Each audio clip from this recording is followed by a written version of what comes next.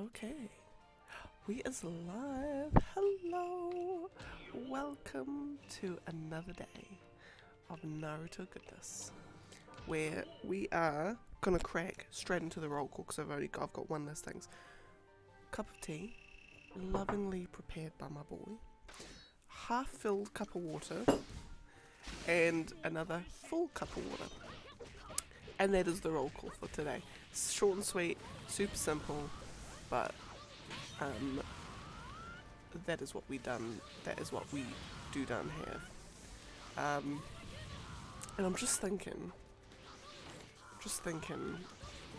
I might do my roll. I might be doing my roll calls a little bit early. Like I'm doing them like within the first minute of the stream most of the time. So I might even wait like 10-15 minutes in, I think, possibly, just so probably so it gives people time to like come in, and actually participate in the roll call. I think so. Oh dear, we're already yawning. I literally woke up. What time did I wake up? I woke up, not kidding, 10 minutes ago. So I apologise if I'm yawning.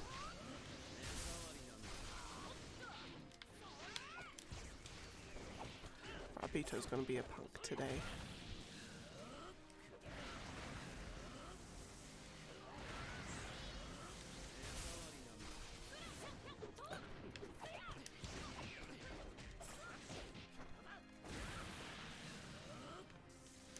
Sasuke, why are your combos so so much damage?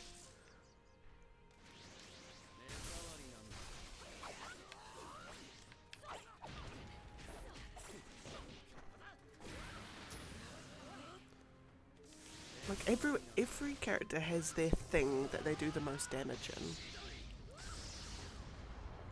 Is it ultimates? Possibly, but even then.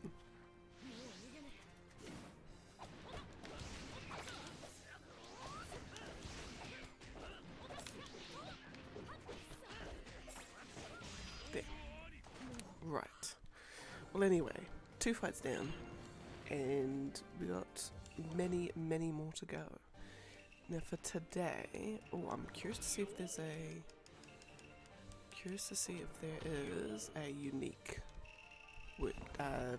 cut an image for this. What I was gonna say.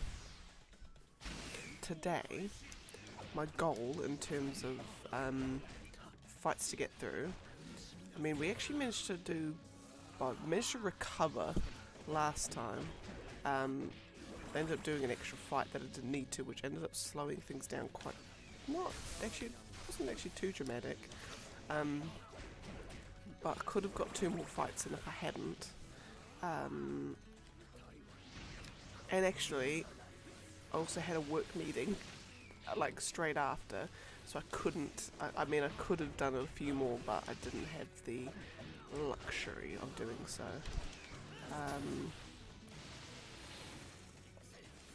Unfortunately.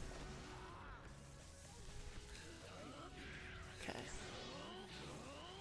Beans.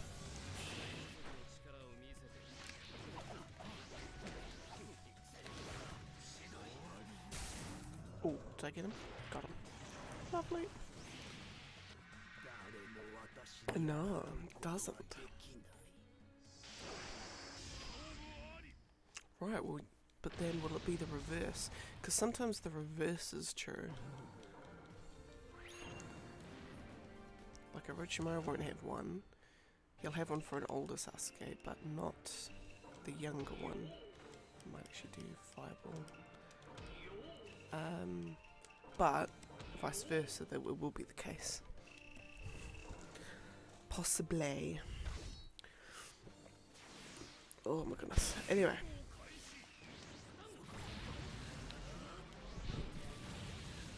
Yes, so today my goal is going to be to get to think 90 fights I'm going to do today. Which should take around, I think, 2 hours 15 minutes. Possibly. Sort of my estimated time to finish. But that is obviously assuming that I'm getting all my fights done relatively quickly. Okay, so now we've got another Sasuke, goodness. And Utakata. And it's going to be this Muppet that slows everything down. I'm just looking through all my fights coming up, and I can see a couple of Kankuros, I can see a couple of 10-10s, so it'll be a bit touch and go.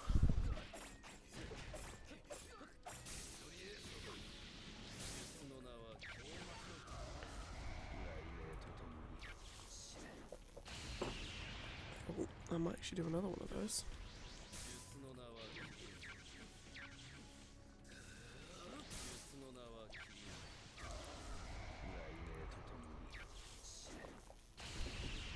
That ultimate is actually really good if you're fighting a long range person. Like, that's actually amazing.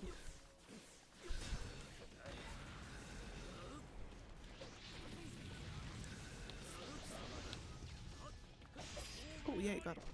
Got him, lovely. And I just realised I didn't do a finishing move for Sasuke with Orochimaru, but that's okay. That is fine.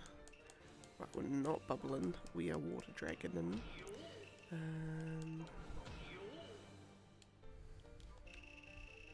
So Utakata's one that I don't know if I'm getting better at I don't know if I'm getting better at playing him, or it's just more coincidence that every fight I seem to do seems to get a little bit better.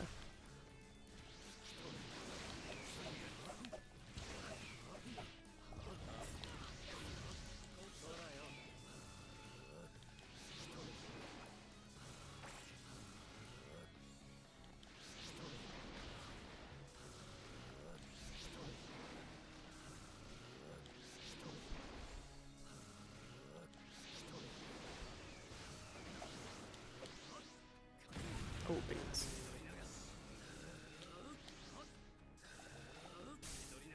Does that do anything? Oh, there, okay, phew. Good.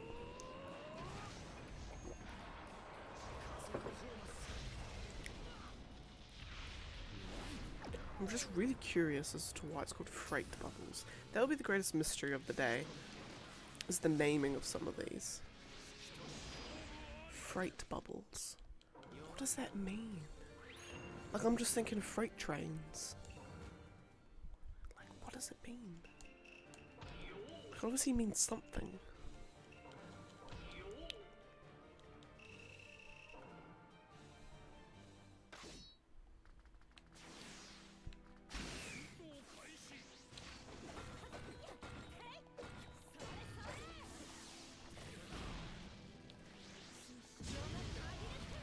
So I'm actually going to have a look. I can see, I'm just going to Google freight bubbles. Freight bubbles.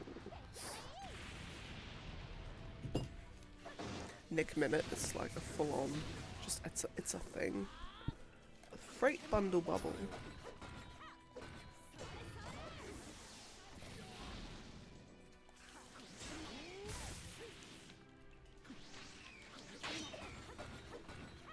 Is it that they're missing context? That they're missing an extra word? Because it's freight bundle bubbles. Is it that it's a bubble that hits like a freight train? Possibly. Okay. What was I just playing as? Medara. Yep. And Kushina. So it's a tailed beast ball mixed with a soap bubble ninjutsu.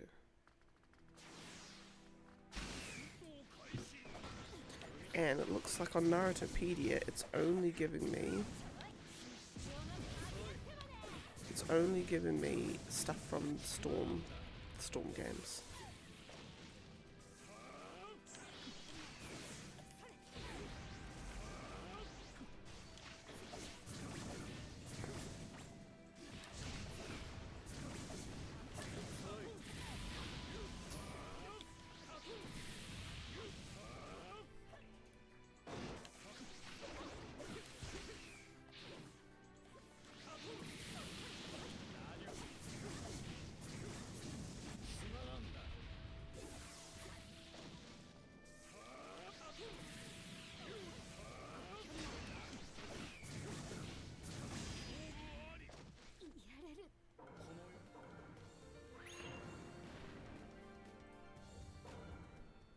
Oh no, I didn't want to do a rematch.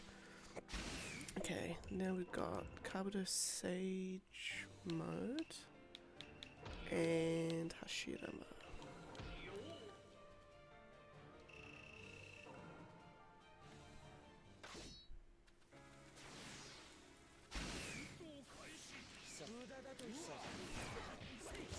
Oh, this one goes into a bit of detail around the attack.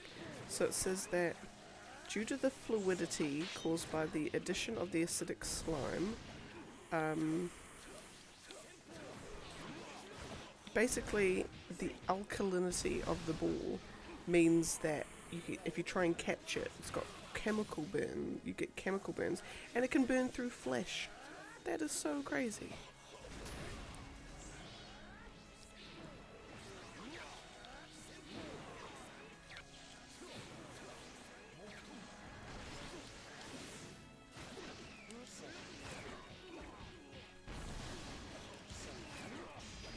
Okay, that was relatively fast, but yeah, no, it's not giving any. It must not be one from the anime. It must not be, unless it is, but it's just never had a name. Oh, no, I don't want that. I want that one. No, that one. Thank you. And Cup Sage. Are there any bubbles in the shipping freight market? Is the next one down. That's from Taylor and Francis Online.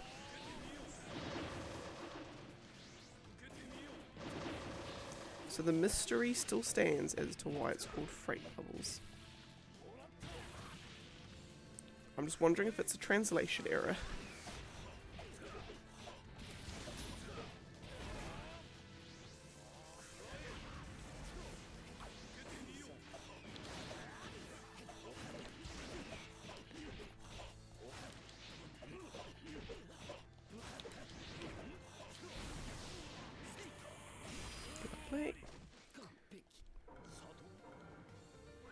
Yep, no, there's literally like... Oh, you can get the freight bubbles Naruto trading card game card. There's that.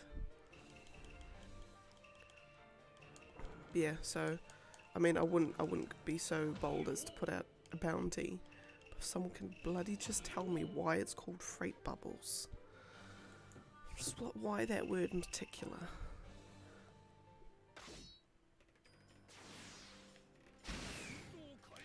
If you can tell me why, I would love you forever.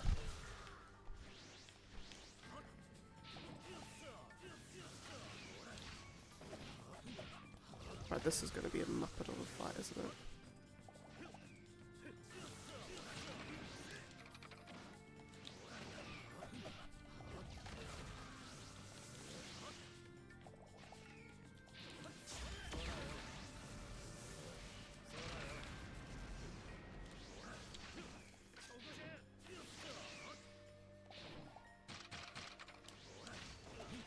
Come on.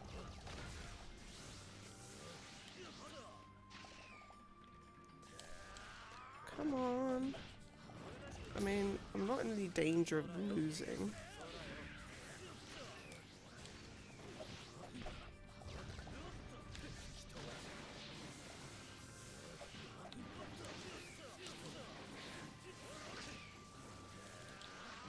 I'm not in any danger of losing, but I'd like to finish the fight quickly.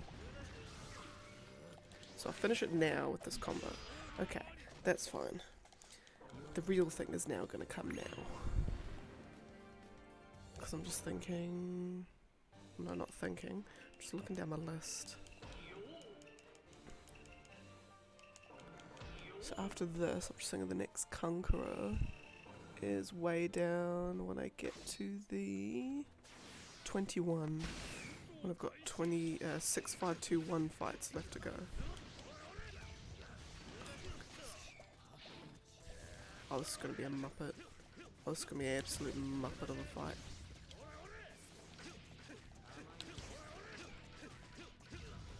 Oh, that is ridiculous.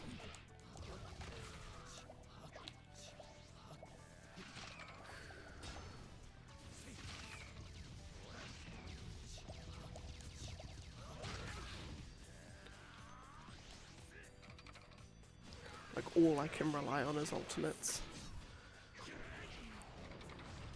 I'm gonna have to do a couple of ultimates on this. There's no other way. I might even have to do 3. Like, there's no other way I'm gonna be able to finish him in the time limit.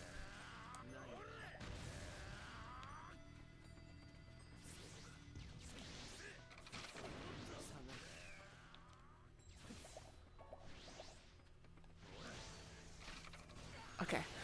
Whew.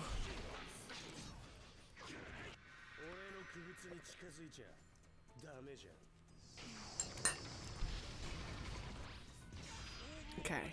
Phew. Finished him just in time. Okay, that could have gone bad. That's like a perfect foil to that. Unless, then again, having said that, probably guarantee you that if any, you know, if I was, actually no.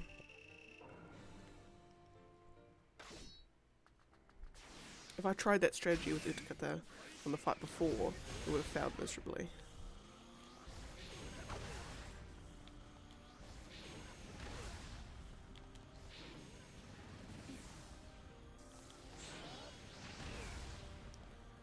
I'm just going to cheese this one where I can. Lovely. This is going great. It's a very uninteresting fight, but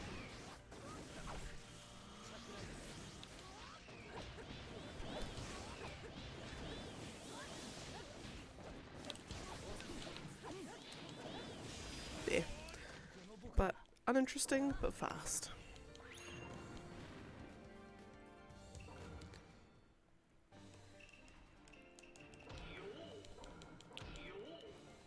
Okay, what fight are we on? We're 18 minutes in, and we're on fight 14. Yeah, it's not too bad. Or is it?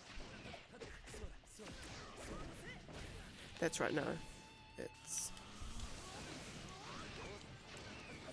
because we want to get to the sort of the metric is 20 fights per half hour. So we're actually not doing too bad.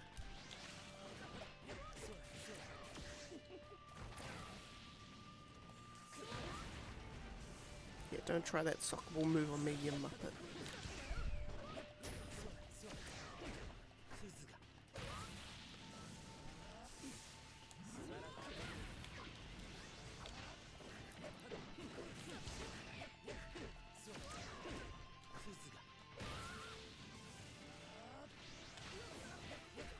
Lovely.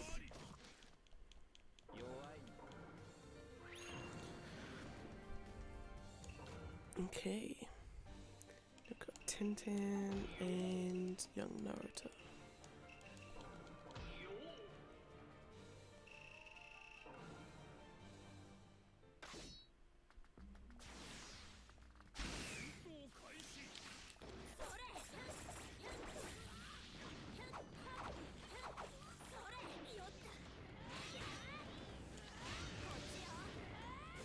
Ooh.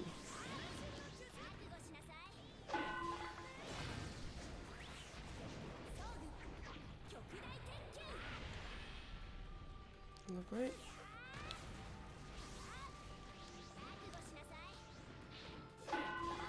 Yep. I think I might. Do I do one more? Nah, I won't do one more. I'll just finish this fight normally.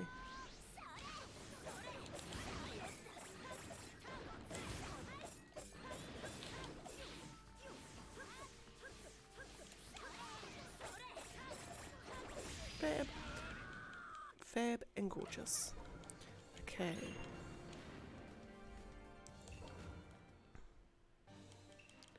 Right. Young Naruto. And who was I just playing as? Tintin. Right, so far so good. Because if this is 16.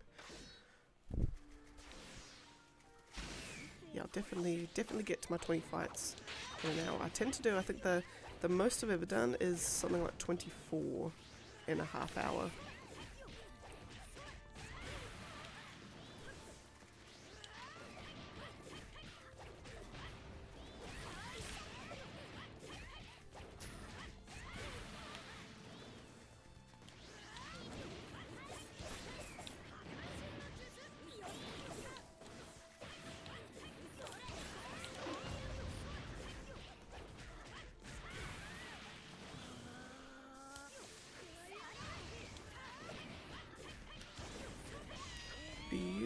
beautiful. Gorgeous. What a fight. Okay, now we got young Obito again. And Kaguya.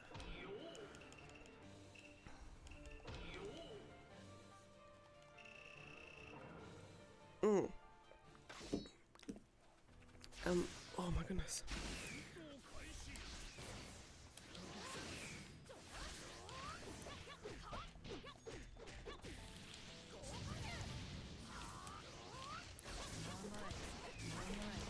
Now, does anyone have any home remedies? Is not the right word. Does anyone have any ways to get rid of flies in the house beyond just buying fly spray? Because I can't work out whether, oh, it's just summer, so there's lots of flies, or like there's something going on in the house that's attracting all these flies. Because we have got so many, it's unbelievable. It's like, it's to the point, like when if my mum were to come in, she'd be like, your place is like an absolute pigsty. That's what wouldn't, no, it would cause concern that we've left like a carcass or something rotting in a corner. Like there's just flies everywhere, in every room. And I think it's the fact that they're in every room that leads me to believe, like, they don't seem to be swarming around a particular kind of place other than the kitchen. So the fact that they're everywhere leads me to believe it's not a particular thing that's attracting them. Because otherwise, like, you know, our rubbish bin, we would move the rubbish bin, suddenly like 10 flies would come out. It's not that. Like, at least I know it's not that. But still, I'm just like, I don't know. I don't know if it's us or just the hot weather.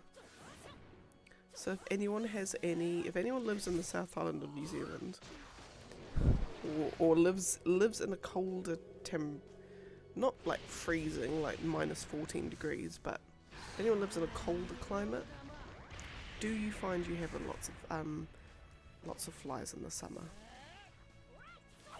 Because so this is our second summer since moving down from the North Island. Now the first summer we spent in a rental right in the middle of town, and we didn't seem to get many flies. Maybe got like one or two the whole summer season, but hardly anything. So I'm like, oh my goodness, great, there's no flies down here. And then ever since we moved into the house where we're a bit further out of town, it's just Fly City. It's Fly City in here.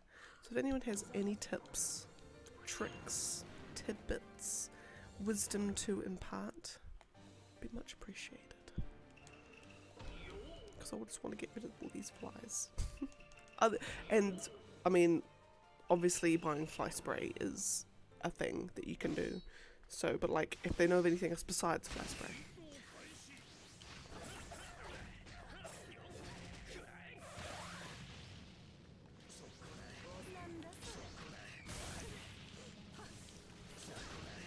Oh my goodness.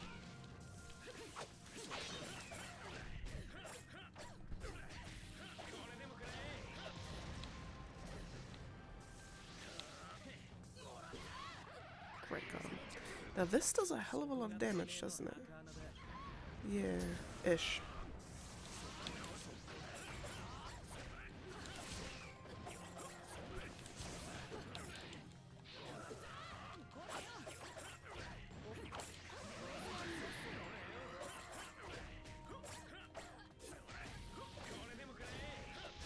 Lovely.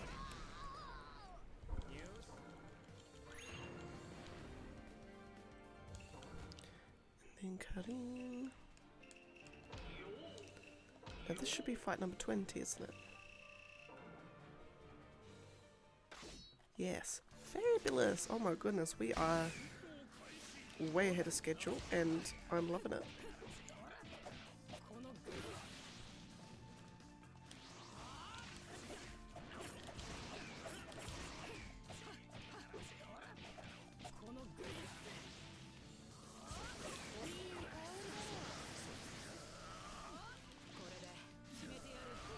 Now, this should do a, yeah. Karin's like, the strategy on her is if you can hit them with the perfume spray, you can end the fight like that so quickly. Because that lowering of defense, like, it lowers their defense quite drastically. So that's the strategy with if you're ever playing Karin, is to do that. Try and get them on, hit them with the perfume spray.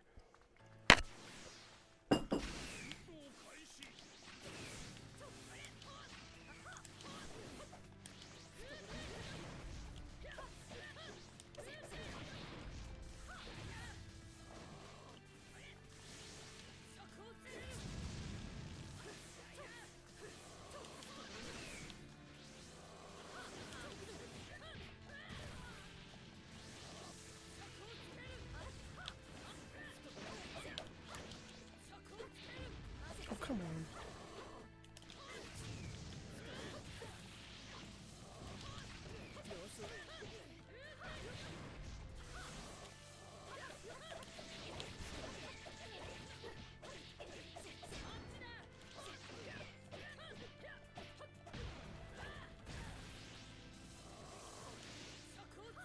There we go.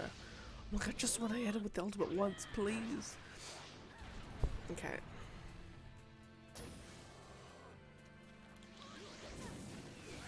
Things.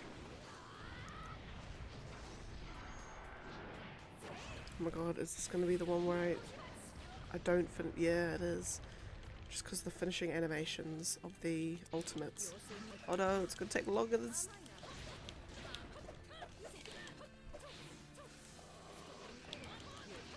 God, this fight's slow.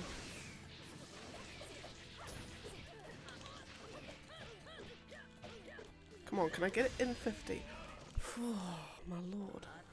Right. Okay, 22 is okay. 22 fights, alright. It's not ideal, but it'll be fine. Unless I can do this one fast.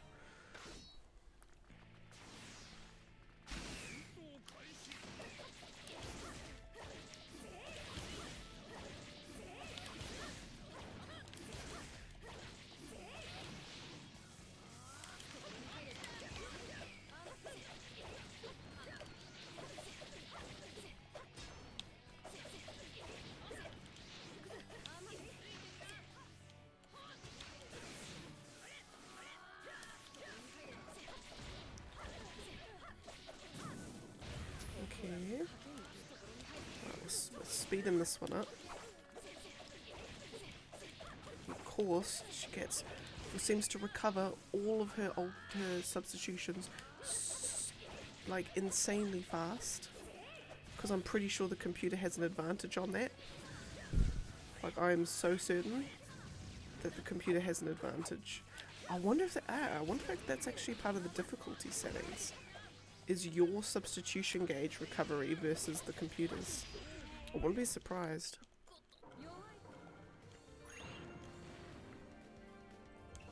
So then, like on a super difficult one, they recover quite quickly. So and that's a factor into the difficulty setting. That's a factor in it because you have to manage your one a lot better. Or just hope that the computer uses their one less. Yeah.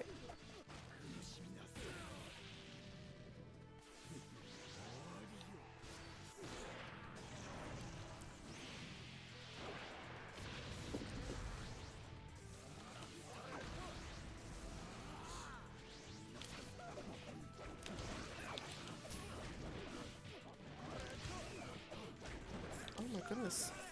The speed.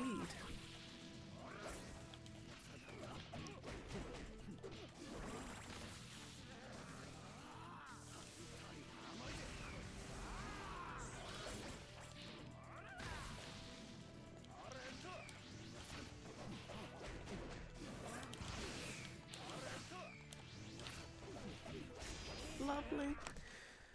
Great. Okay, I might, after this one, just update the list, because then we'll be down to 39.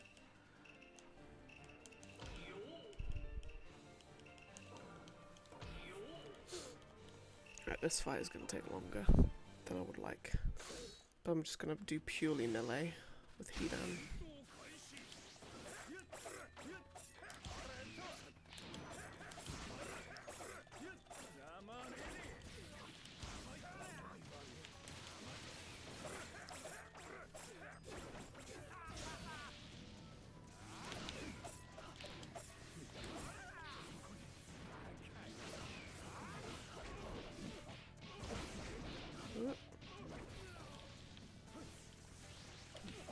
Oh my goodness.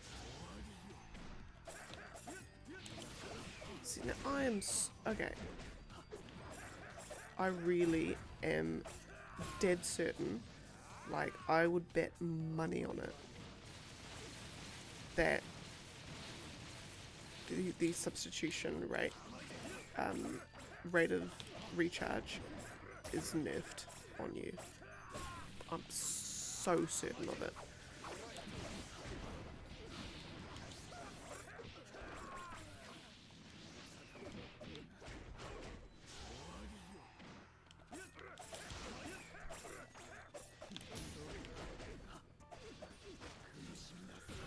Okay, come on, come on.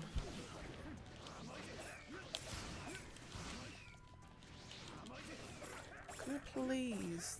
There we go. Goodness lordy. Okay.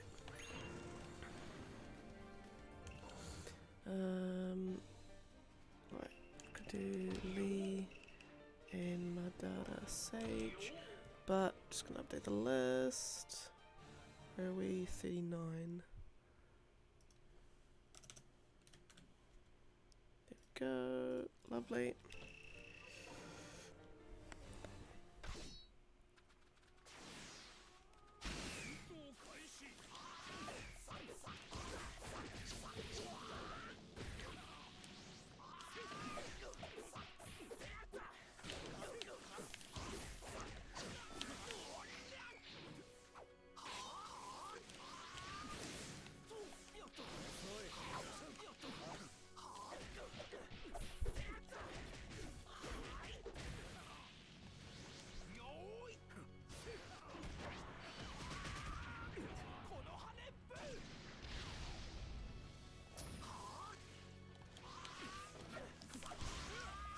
Or maybe the recharge rate is dependent on the character. Ooh. How about I throw that factor into it? Like, Hidan's rate was just minimal, but Lee's is super fast because he's a fast character. That could even be something. That could even be something. Yeah. And Seba, what up? Yes, 63. We are getting there. 3 more weeks and we will be at the fabled number. Actually, yeah, 3 more weeks. And according to my calculations, we've got about 80 more days to go. No, 90 more days to go. Something like that. But not even halfway. And even percentage-wise, we're at 41% of the way there.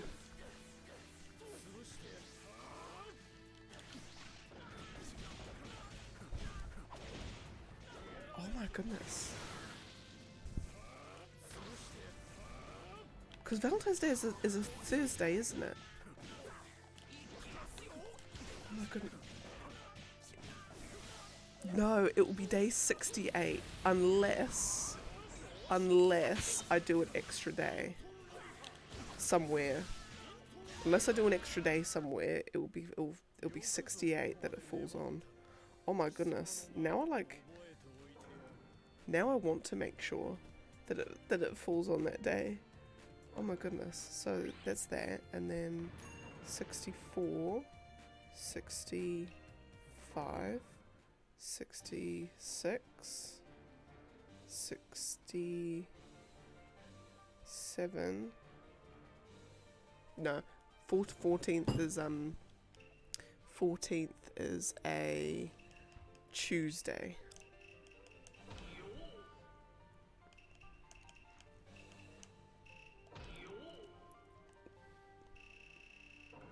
You could always jump one and then come back, couldn't we? Could always do day 60, day 70 twice.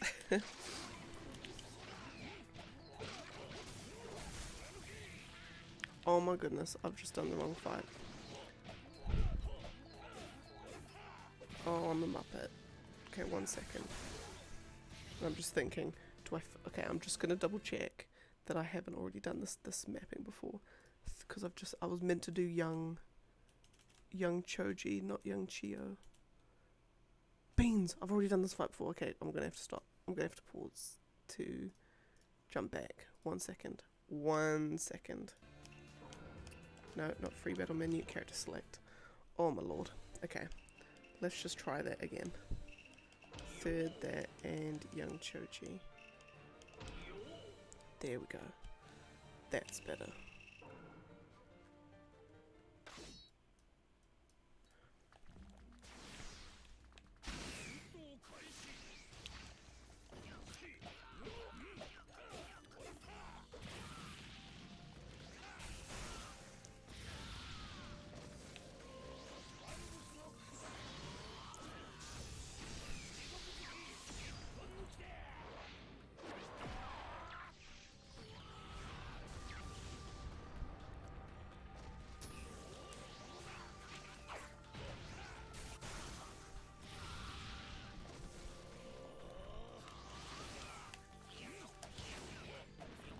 But no, in Seva, how are you doing, my friend? How has the week treated you? How is the weekend treating you? How is life treating you?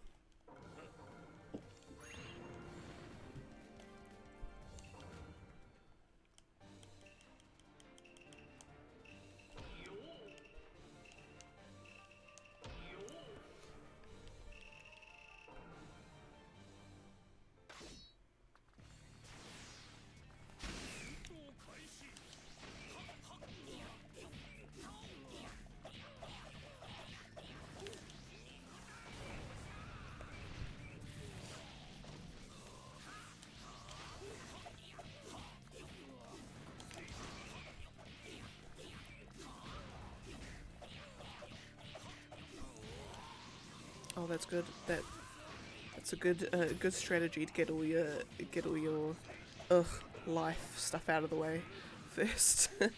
Yeah, no, I was meant to do some boring adult stuff yesterday, e.g. do the dishes, but alas, the dishes are still there.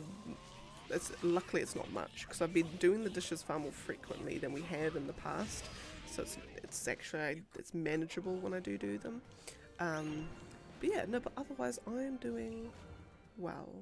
Work, thankfully, is not as big of a as I was expecting it to be for the start of the year, and which means I'm coming home not feeling and not wanting to do anything, which is good, I guess. But other than that, I'm like, ever since last night when I think on part of the stream we were talking about like all just the games coming out and having to prioritize between paying bills and, you know, food and games. Just think about all the games coming out this year and how absolutely broke we're gonna be. Having to like plan out which games I'm gonna get at what times and after what paycheck, which ones are gonna have to be day ones, which ones are gonna have to be week ones, month ones, that sort of thing.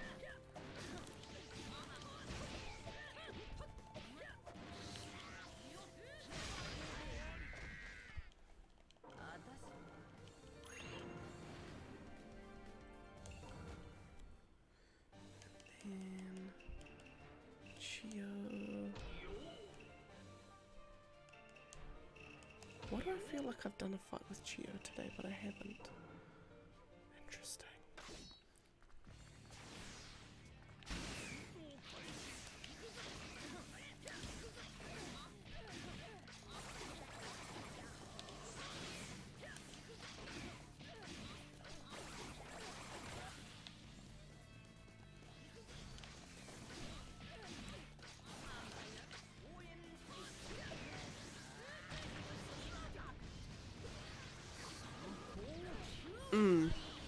I think so. I think the people, like gamers and people who play video games, were just like, oh, thank God.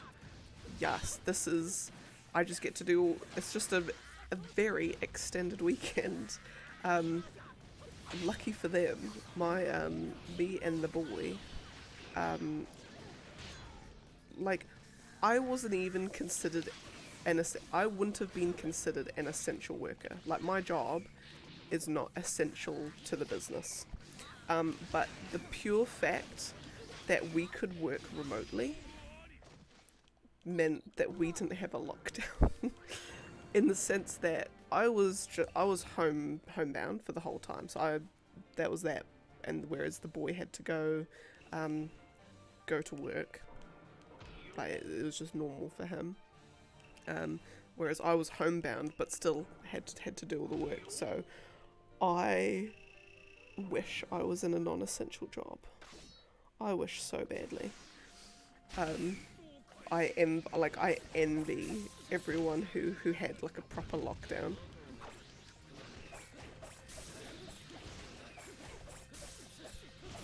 And then, because the boy didn't even realise that, I don't know if it was the same elsewhere, but so you would get paid. Basically, they had like a wage subsidy. So if you couldn't work, then the government would give you something like $500 a week or something.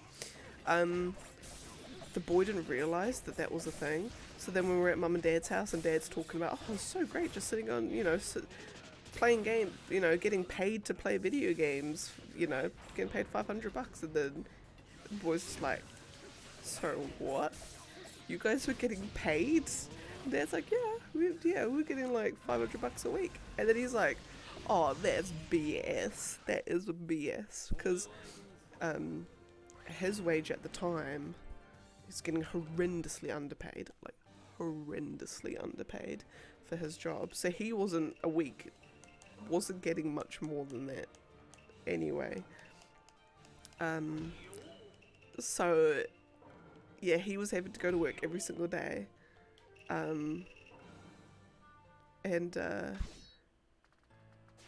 Yeah. So that first lockdown was an interesting time. But I do agree that for a lot of people, video games was a thing. And it was interesting too, like people who are generally social butterflies and quite extroverted were like, oh my god, how do we handle, like we can't deal with this, it's too much, like it's just we're gonna go mad. And then all the introverts gamers were just like, yo, it just feels normal to us. No problems here.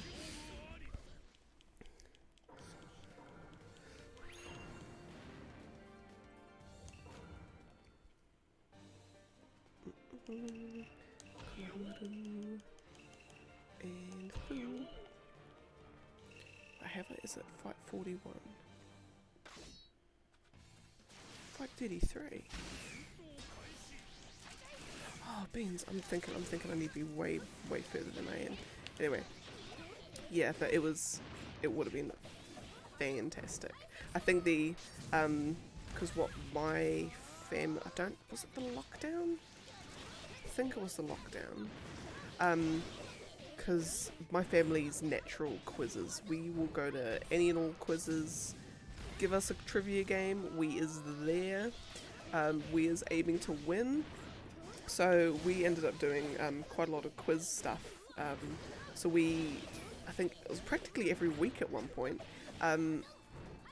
Me and Mum and my younger sister and my mum's family, so all my uncles and aunties over in the UK, every week we did a quiz. So like we were taking turns putting together a quiz, and that was really fun. That was quite fun. And then that sort of fizzled out, I think, eventually after like week 23. It sort of fizzled out a little bit. But it was that was probably like because I think some of them were quite extroverted. I think that was probably the most social thing they were doing.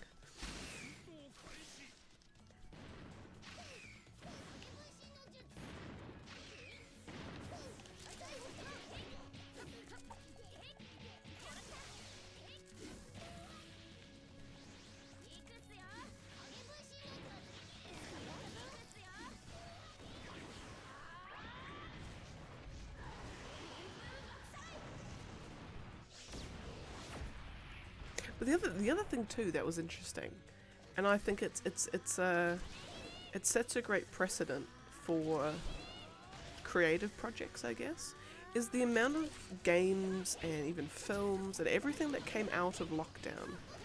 So like the amount of games that have been coming out in the last year or so that, you know, they've got the note either at generally at the end says this game was made during lockdown, you know, the team all working from home. And I was thinking just because, you know, the quality of games that have come out like that, and even films as well, the way that they've done, well, at least some films, some not so much, but quite a lot of them have come out and you would have had no idea that it was filmed during lockdown. They were just and very quite creative in how they'd done it as well. It sets a great precedent for the fact that you don't necessarily all need to be, you know, working from home, flexible working, you know, as long as everyone's got the right attitude towards it, you know, you can do some amazing things from the comfort of your own home.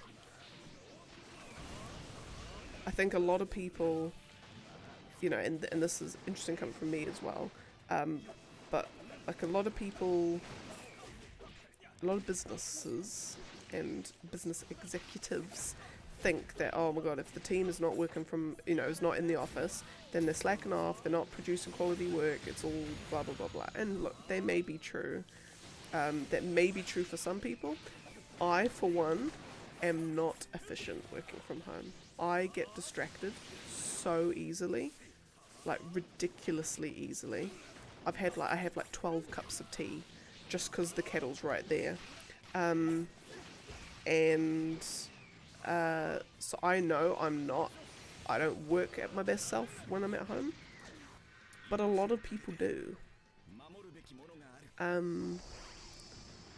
You know, so I prefer being in an office, and that's, you know, some people at my work actually preferred being in the office, but a lot of people didn't.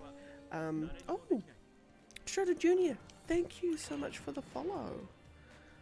It is much appreciated.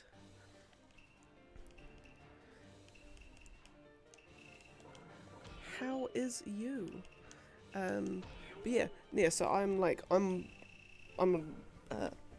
a exception, but yeah, no, a lot of people loved working from home. Like absolutely loved working from home. And even some people, because we've got a policy at work that 2 days a week, you know, you can work from home if you want, and sort of we have like a little checklist, you know. Does your team need you for anything on site? Do your clients need you for anything on site? That sort of thing. As long as you've ticked all those boxes and everyone's happy, you can work from home maximum, at least at 2 days a week as a general rule. So some people use that just to be like, look, I don't want to be, like, you know, shoulder tapped or bothered. So I'm just going to work from home today and just get these projects out of the way, and it's like it works for them.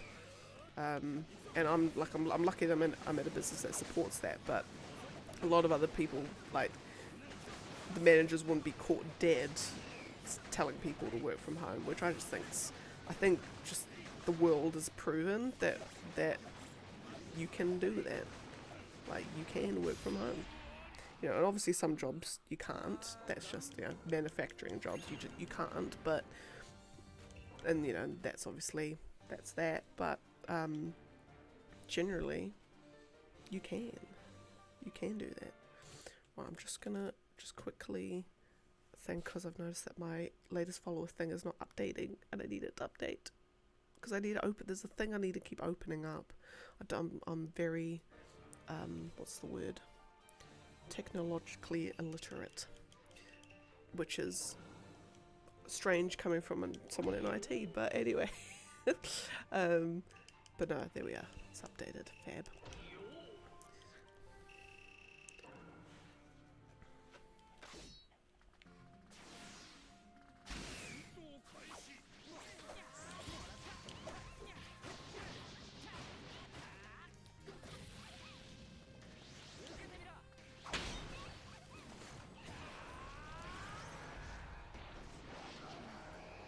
but I saw an interesting thing because now people are saying, okay, right, we've got the working from home, so now now you're never going to need to come into the office because AI is going to do your job for you.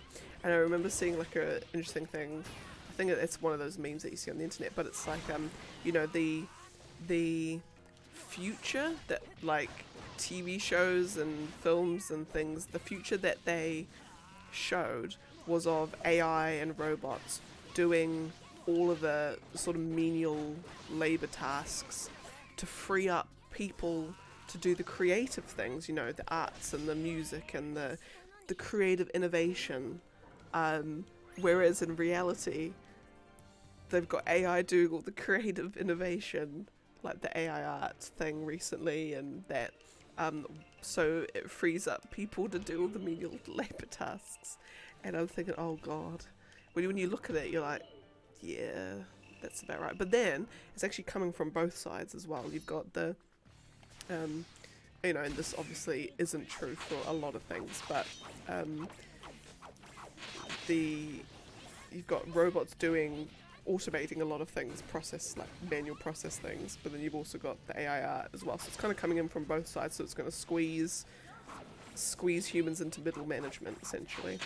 I agree. AI art is very easy to recognize it because it's the details that it can't do. Like I've seen ones where it's like got people and it's like completely reversed from like the waist down. It's like on backwards. Like it's things like that. Like unless, it's that sort of stuff, I guess. I don't believe that AI art will take over the way that people think. I think, yeah. Oh, and same Fangirl, hello, I am doing good. I hope you are doing very well yourself.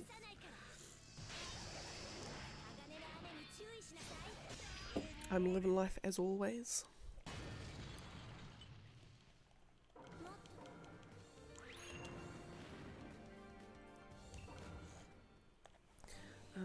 Okay, who we got next? Naruto Kurama.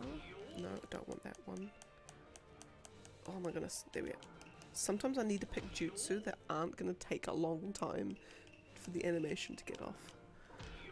And Hiruzen.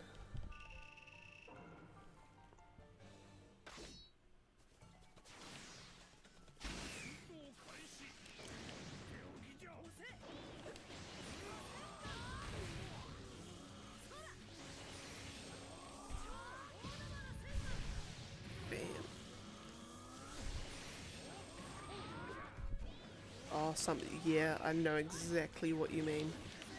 It's like deceptively, like when it's cloudy and like, oh, got no danger, and then you come back and you're just absolutely red.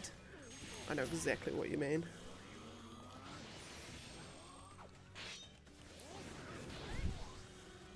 And every time I get sunburnt, I then go, especially when it's like badly sunburnt, I then go on my pilgrimage to all the articles about skin cancer risk because I'm so, like, I've had some really bad burns recently. I've had some burns on the tops of my backs of my calves, so right under the kneecap joint on my calves. I got really, really badly sunburnt, like horrendously sunburnt there, and pain didn't go away for like a week. But it's sort of dimmed a little bit now, but for almost like a month afterwards, like it was discolored, and I'm like, that's it, I'm gonna get skin cancer, I'm gonna die, like right now, like I won't live another year because I'm gonna die. Like I sort of catastrophized a little bit on that, but yeah.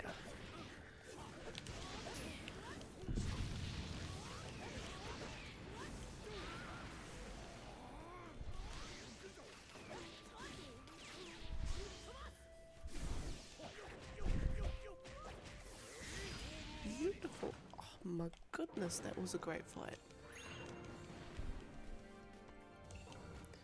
Okay. we've got Danzo, ugh, and Young Kankuro. Ugh. This is gonna be a painful set 2 fights. I can feel it in my bones.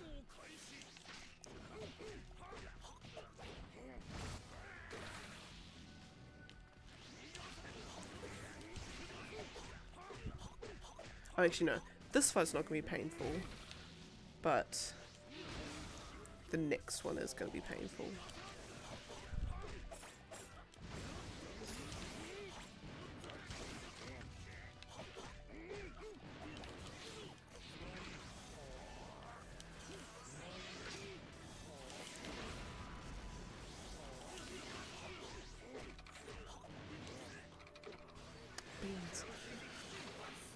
And I'm just checking the list, see if we got any more Kankuros to slow us down. Not quite.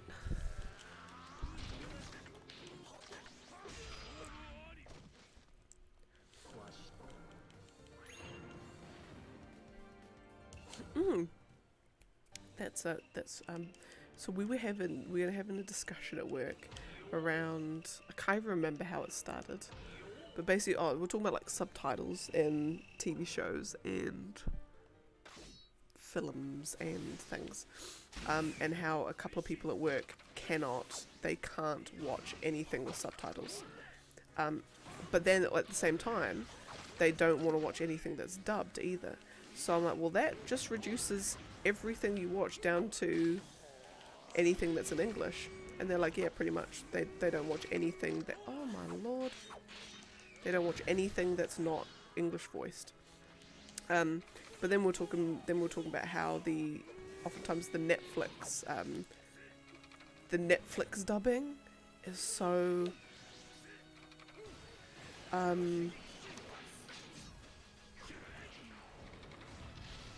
it's you almost, it's so we're trying to put together how we think that the Netflix dubbing is done in terms of sourcing voices and voice direction, because if people are complaining about like in Crisis Core, if they're complaining about Zack's voice being what it is, have you watched a Netflix show that's dubbed? Like, my lord. Have these guys been given any context at all to their lines? Because it is the most... It's just fascinating how poor the voice dubbing is. And you wonder if there's just like a factory that just churns it out. And it's the same voice, like the same guys doing it every time. God, that was a rubbish fight. That was awful. Okay, what have we got next? Juga and Kakuzu. Right, these shouldn't be too bad. Oh no, wrong one.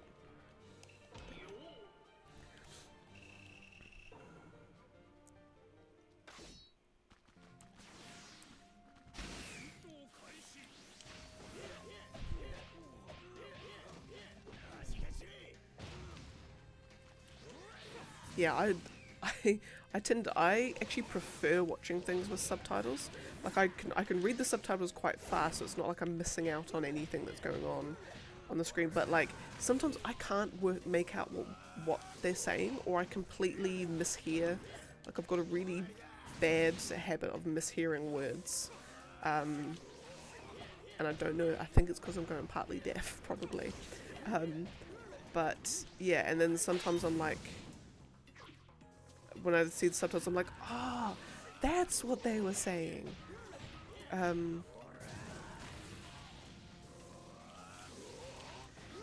Because I remember, I think when I was watching Captain America: Civil War, I don't know why I remember this bit so particularly, but I do. But I remember there's a bit where Baron Zemo is talking about something about Hydra being on, and I heard it as airstrip. Like, don't know why I heard it as airstrip, but I just heard about Hydra being on the airstrip, and I'm like, what? what does that even mean? Like, what? And so, like, because I think I watched that film about 3 times in the cinema. And then I'm like, what is going on? And then I watched it at some point with subtitles. And he's talking about ash heap. Like you're burning stuff and then the ash heap that's left afterwards. And I'm like, oh, that makes so much more sense. That Hydra being on the ash heap.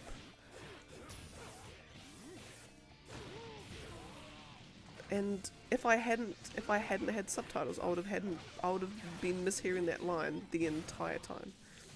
As in, it's like a similar thing with lyrics, with song lyrics. You'll hear something, but it's not until you see the official lyrics that you're like, ah, that's what they're saying.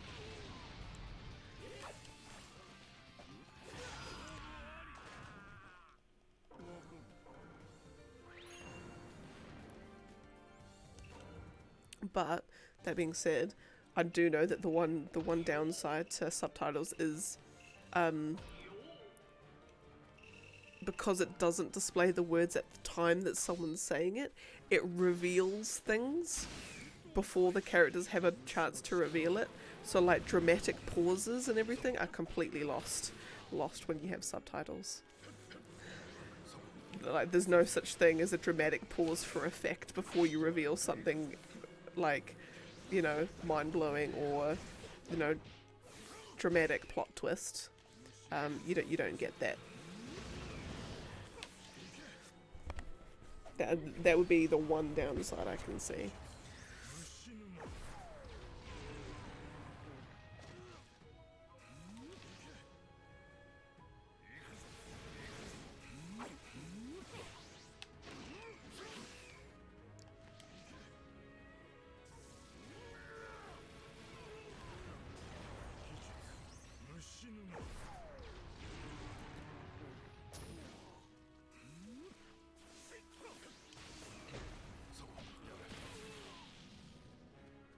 Yeah, I think the other thing too is me and one of the guys on my team, we're both the gamers of the office.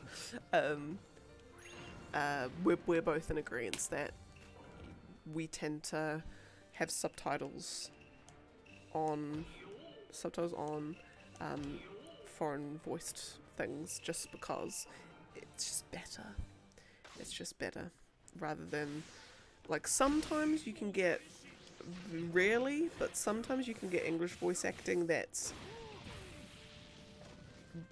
better, like the voices you prefer more than the original source stuff, but a lot of the time you do the original voice thing. Like me and the boy, when we played Ghost of Tsushima, like we were both in agreement. Like, nope, this cannot be anything other than Japanese voiced. Like, nope, not doing it any other way.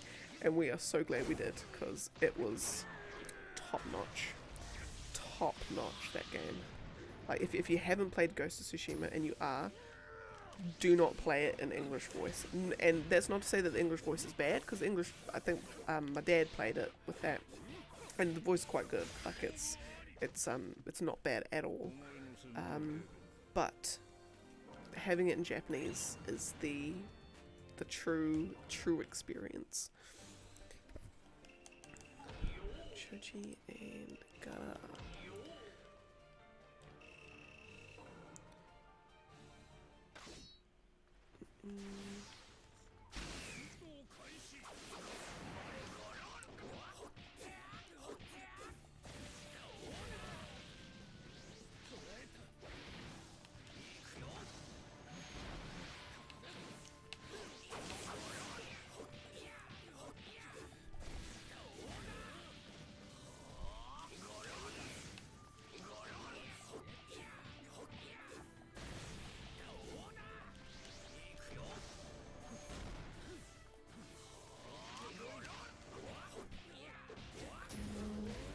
Choji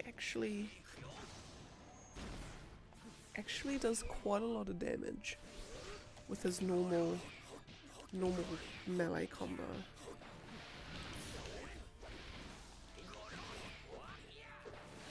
See, I think if I can just get one more combo in, that should be it.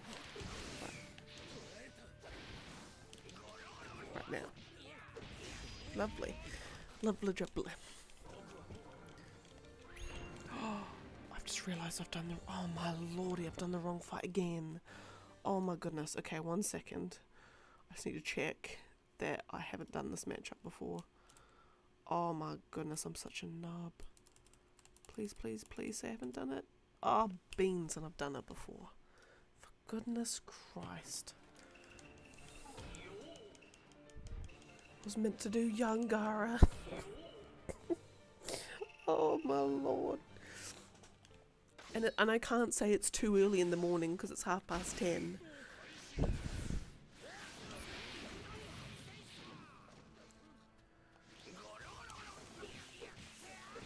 And why is it every single time I do the wrong matchup, it's always a fight that I've already done before. Oh, it's frustrating.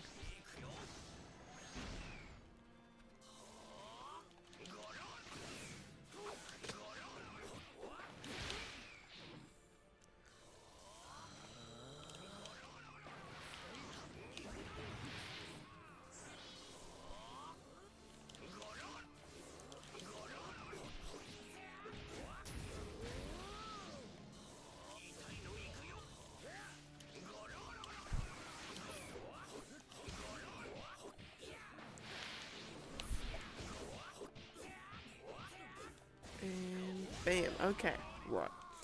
So, to know that I'm still on track is I need to get to 50 fights within 6 minutes. And that's how I know I'm on track, and I can't remember what fight I'm on. So this should be an odd numbered one. 49, so I'm on 48, okay. So if I can do 2 more fights in the span of 6 minutes, then I'm still on track.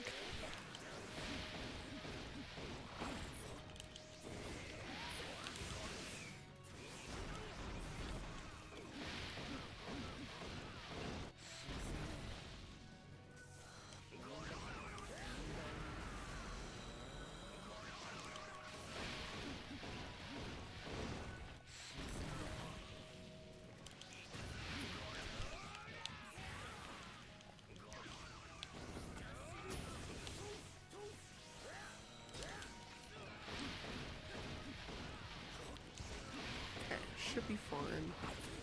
Should finish this relatively, hopefully, soon.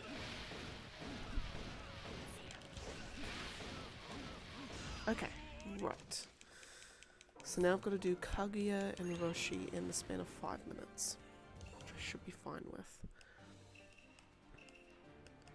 Kaguya and Roshi.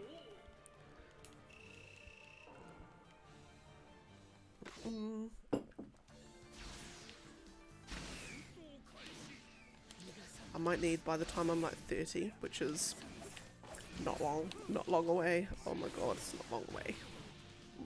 Oh, I'm so old. I say not long away, like 3 years. I probably need hearing aids and glasses at this rate. The rate I'm going.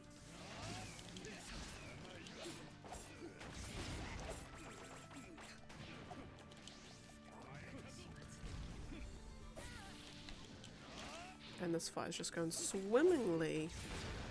Not.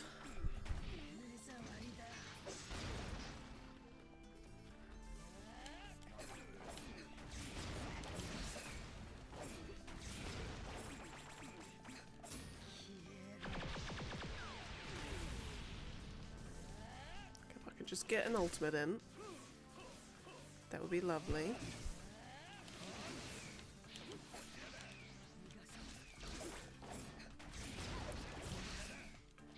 Of course, all his substitutions come up.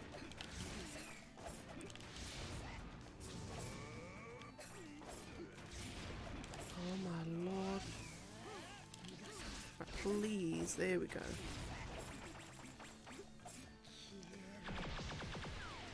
Alright. Lovely. So as long as I can do this next fight within 3.5 minutes. Still on track.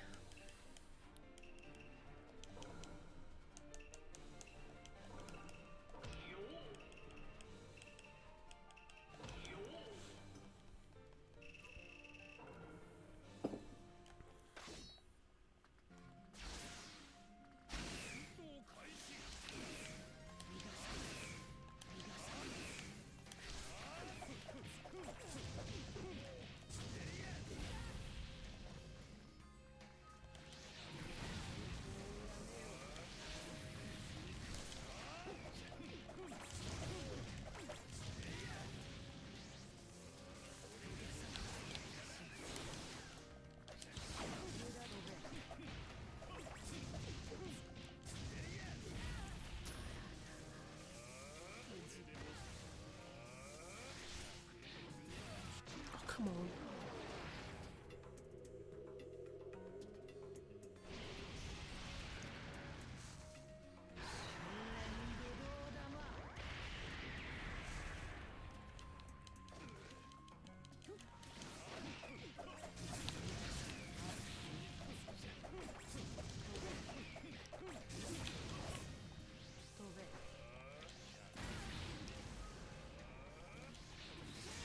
Oh. Wow, okay. So if any of you are professionals, not really, if any of you have a LinkedIn, which is, to me, it's the Facebook for business in all the worst ways that Facebook is, in the sense that because all these people are like working professionals, you'd think they'd have a modicum of intelligence. I have never seen, like, the thing with LinkedIn, and I'm so glad I'm not the only one at work that thinks this as well, is if I go on to, so like a guy at work, I don't know if he's taking the piss, and I really hope he is. So he put he says you can put just the most random drivel, like come up with something that sounds intelligent but is just complete meaningless nonsense. And you will get all these people going, oh my god, yes, this is so true in life, and oh my god, this is something that I need to carry forward in my life and in my business. Thank you so much for your words of inspiration. That sort of thing. So like, I can go.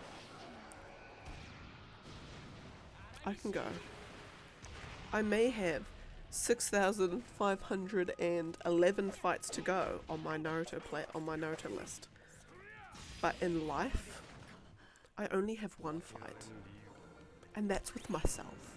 Like, I can put that on, and I will get all these people going, oh my god, that is so true. I don't even know what Naruto is, but yes, I agree. The only fight that you have is with yourself and your demons. Like, oh my god, if we can overcome this fight, then we are champions of the world. Like, that is LinkedIn to an absolute T. And so you scroll down, and there's all these, thought leaders, because that's the thing, you can have a job as a thought leader, leading people's thoughts to, like, whoever decided to, to con people like that, by all means, you're the intelligent ones around here, but like, so there's things, there's the big debate around productivity. Oh, we need to optimize things so people are more productive. What does productivity even look like? Oh, we need to get more work done. And oh no, but is productivity is it, do we need less phone time? Is it, what is it?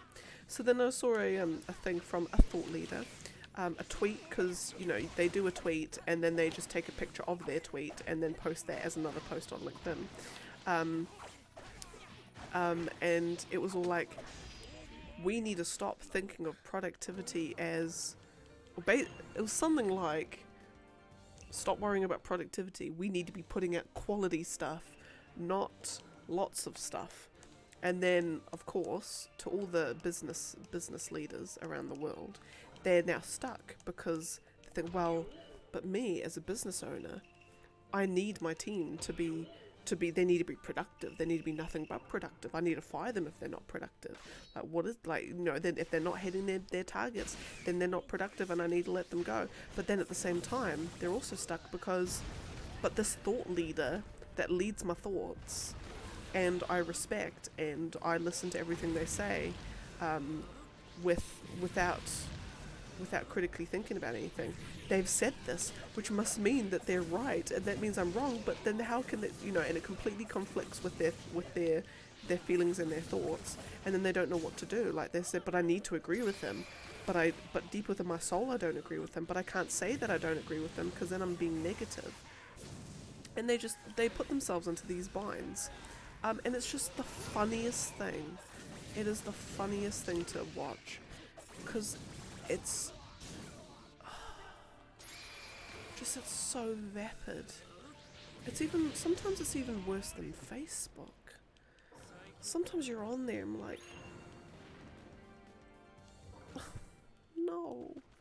And then when we've got our bosses at work saying you need to put things, you have to build up your personal brand. So when you're running a workshop and people look you up on LinkedIn, they know, they can get an idea, they can see you've got credentials. And it's like, well, okay, maybe my personal brand is that I'm not on LinkedIn. Maybe my personal brand is that I'm a working professional that doesn't give in to all the working professional BS. Maybe that's my brand. I don't know. It's just, I think, yeah, and the great thing is I'm not alone about it at work. There's a lot of people, especially the younger ones, that, like, whenever it was LinkedIn, we're just like, okay, sure, Jan, whatever. Like, we just, yeah. And I think this other guy, I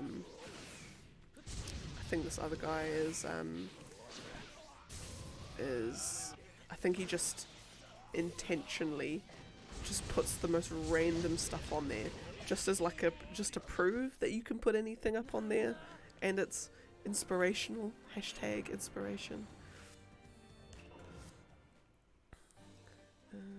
Hinata. Did that one. And May.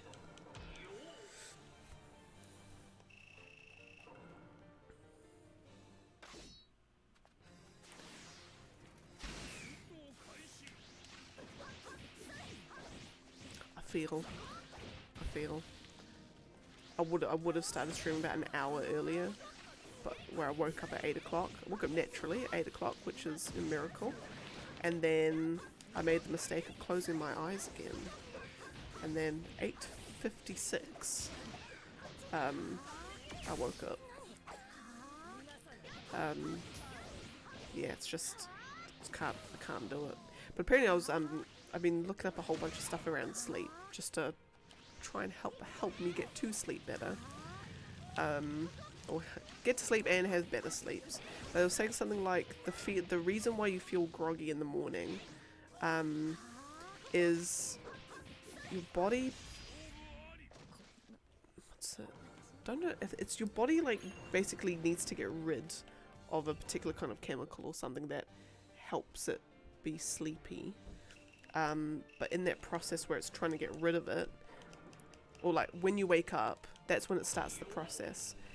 But then because it's not instantaneous, that it takes a while, that's why you're still tired, and even tired after for like the next 10-20 minutes even after you get out of bed. So it's like that's how long it takes for your body just to get rid of that particular chemical, which is great. It's interesting, but it's like, I wish your body had, because I don't know if you guys have it as well, but where you oversleep and then you're tired for the rest of the day. You're just so fatigued for the rest of the day. Yeah. I wish like your body just had a natural mechanism against that.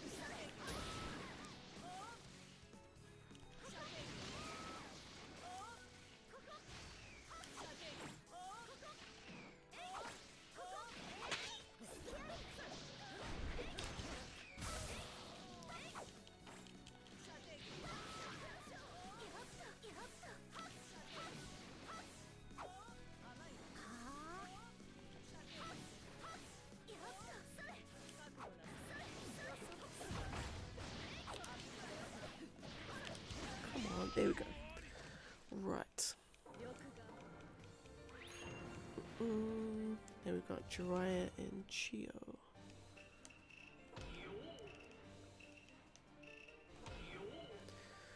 The old peeps. Oh, I learned a new phrase yesterday. Talk about old peeps. Phrase yesterday.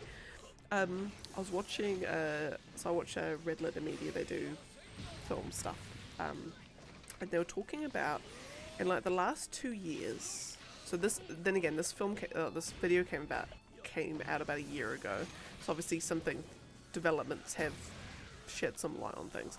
But they're talking about, in the last 2-3 years, Bruce Willis had put out like 20 films he was in, all of them very low effort,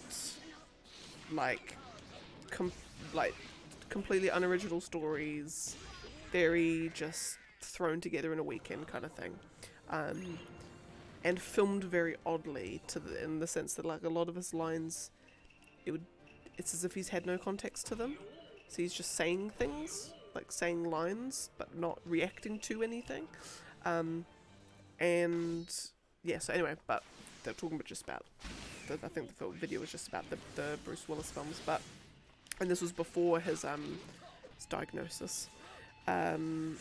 But they were talking about, apparently there's a genre of, well, it's not a genre, it's not like a proper genre, but it's like a coined term called geezer teasers. And a geezer teaser is characterized by generally action films, like drug gangs, rogue FBIs, dirty cops, covert military things, but they're the kinds of film that like a 35 to 60-year-old man would watch. Like very, not particularly deep plots, not particularly incredible anything, just very meh films, not particularly rated very highly, but they've all got, they've just got lots of guns, lots of drugs, lots of cop/FBI action, and just the people who watch them are middle-aged men, and they're called geezer teasers. And I just thought that was just a fascinating term, because it's like putting a name to something that you kind of yeah, that makes sense. It does make sense that's a thing. And I just thought it's like, and people, there's whole production companies that are set up because these films are cheap to make, like really cheap to make. You just get, all you need is just one semi-high profile actor, or an actor a name that people recognize. You just need one of them, and very cheaply thrown together sets, just basically grab 10 scripts off the top of the pile, condense them together, and boom, there's your script, let's just, everything is copied from another film, and then that's it. You now have a film that you can sell, and you've probably, if you sold one copy, you're probably already making a profit. And they were saying that a lot of these films are done for tax write-offs. They're done because they're so cheap to make. They do them as tax write-offs. I don't still quite understand how you can get tax write-offs around film, but apparently it's a thing.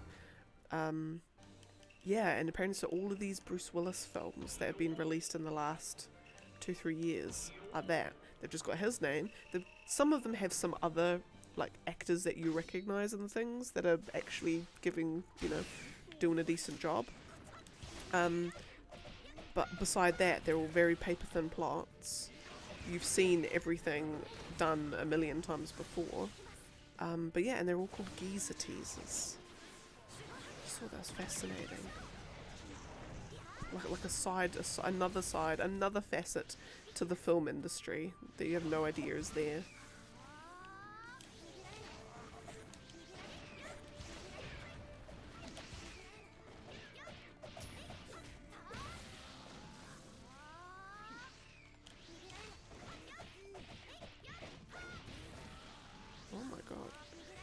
Hinata does more base melee damage than Sasuke does. That is weird. I find that so odd. But then is that because she's a Hyuga, maybe? Okay, Hashirama. And Lee. No, not that Lee, young Lee. God, I need to stop making these mistakes. Okay, and I'll update the list after this because then we're down to 6,501. Or do I update it after the next two? I might actually update it after the next two.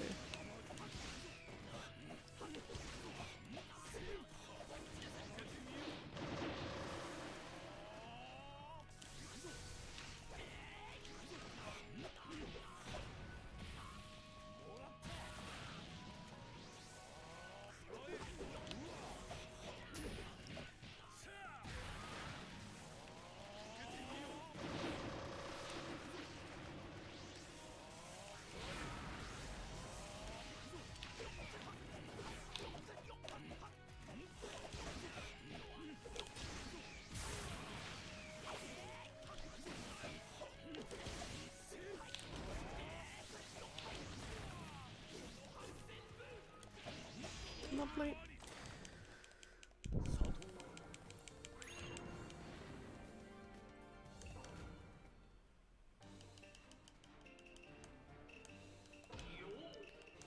And Hashirama. So are we with 53? 63.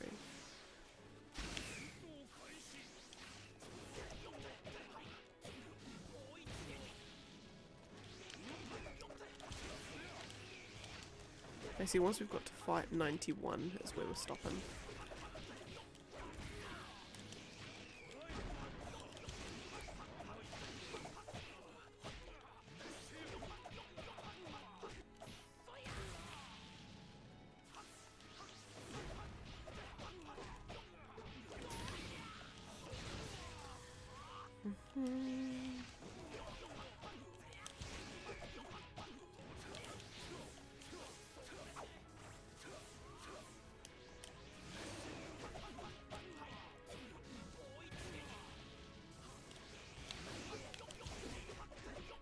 Beautiful.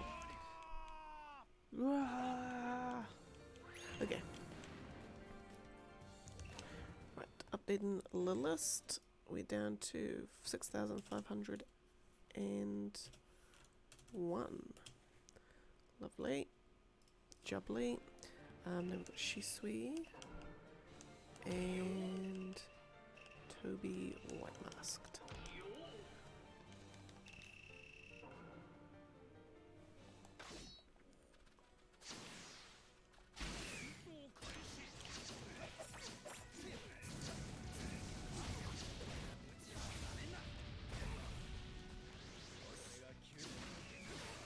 Beautiful. Right, finish that water. Now go get this one.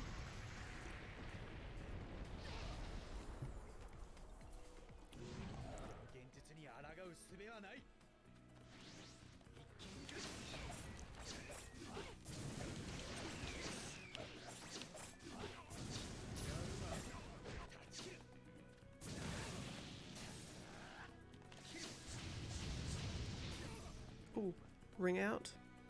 Lovely.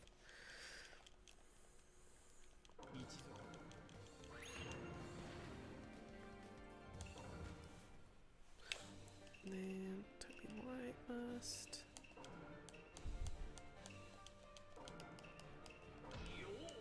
And Shisui.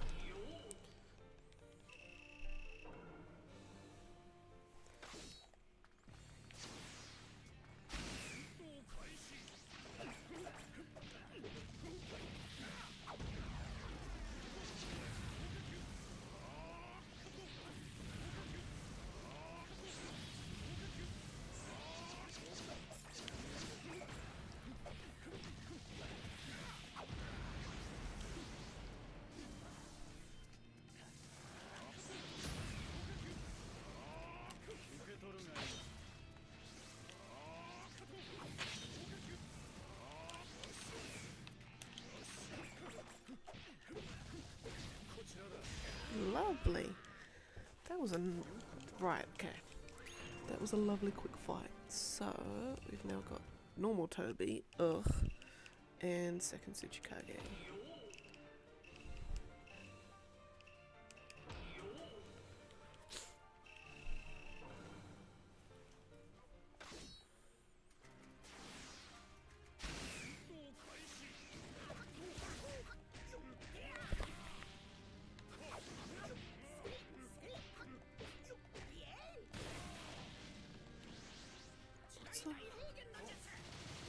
Oh, the boy's talking to a friend. Oh yeah, no, he had lots of bros. Yep, so he's talking to his mate.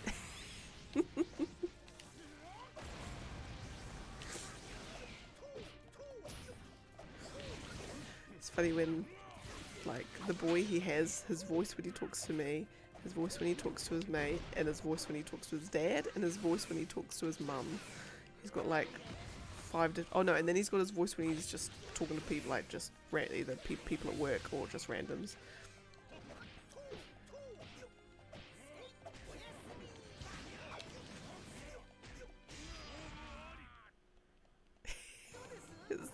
He doesn't get nearly enough bro. I think it's only when he's talking to his mates that he uses the word bro.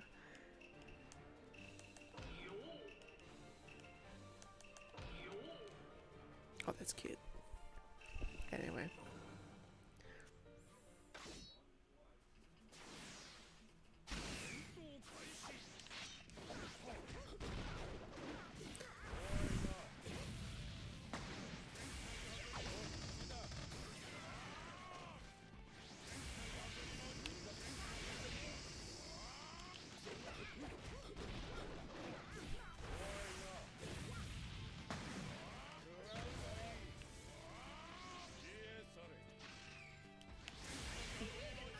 Ah, beans.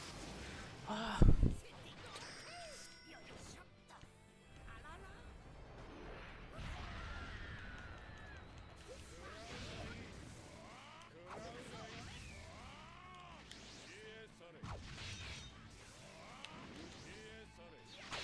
Great.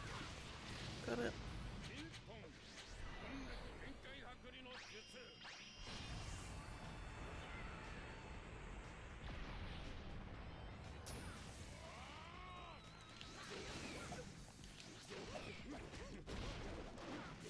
Fabulous.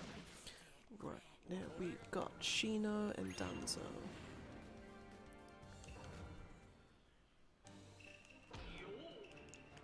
There's lots of Danzos today, but that's alright because fights with them tend to go quite fast. Oh, and I've got another Conqueror coming up. Ugh, ick.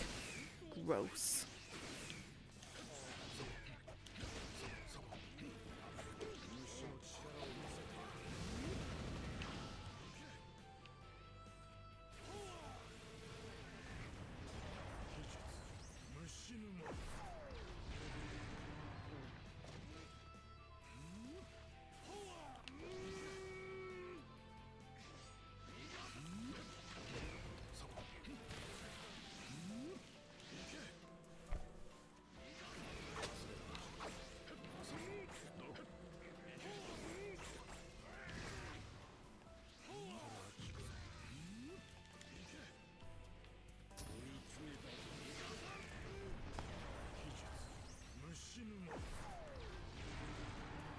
I think he's talking about the when last time at the start of no, it's still January, isn't it? Start of this month when we were going on some flights, the amount of time, like, just to get back home, it took, like, we had about, I think each, about like 3 flight cancellations. So for me, I had 3 flights cancelled and 1 time changed. I think the boy had, he had the connecting flight cancelled, but the flight to, so like, flight to Auckland cancelled, and then the connecting flight, no, the flight to Auckland was fine, you know, gonna go to Auckland, that wasn't changed, but then the connecting flight back home was cancelled, but then they didn't offer an alternative, So he would, like, if he hadn't been like, hang on a second, oh wait, shit, they didn't cancel both, he would have been stranded in Auckland, none the wiser. And they just put so little information about it all, and it was just, I feel I want to play devil's advocate and say that it's purely because they're horrendously understaffed. But like, we just in the span of 3 days, there was at least 6 flight cancellations that we knew of, and that was just on ones that we had anything to do with. And it's just, yeah, and that's just 2 people. So I've got a feeling like around Christmas, New Year's time, which understandably I can imagine that there would be a lot of people away because they also want holidays too. Yeah, it's just 2 people. I can't imagine the number of flight cancellations that they would have had just overall.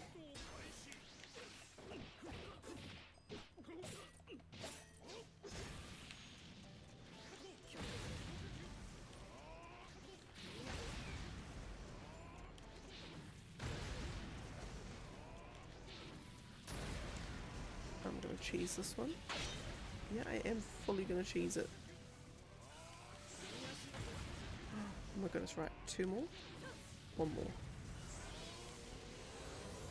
Might be 2 more. Oh, look at that. Gorgeous.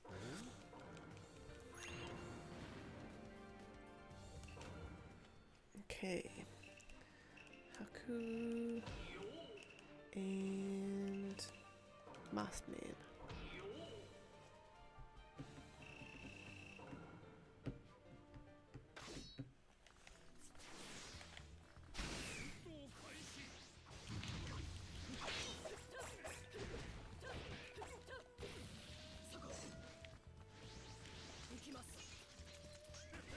Oh, lovely.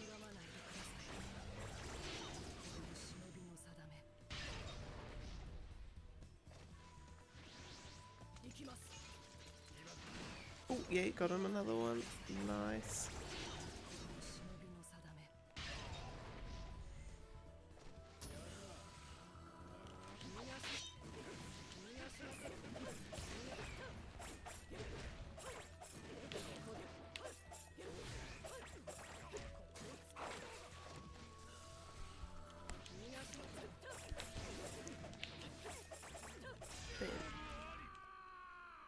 Wah. Goodness. Right. Next one. Keep that and Cup Sage. 7172. EG 71. It's not too bad.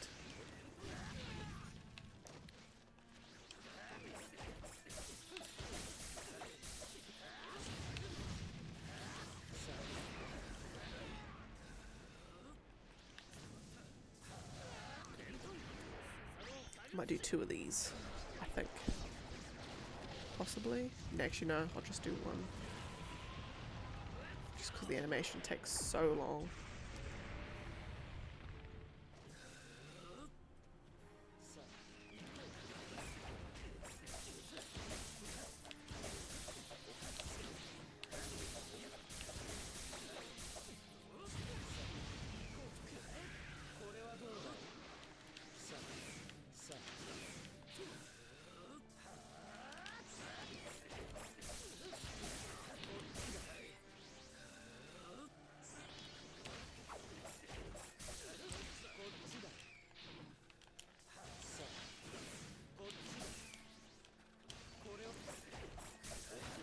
Come on.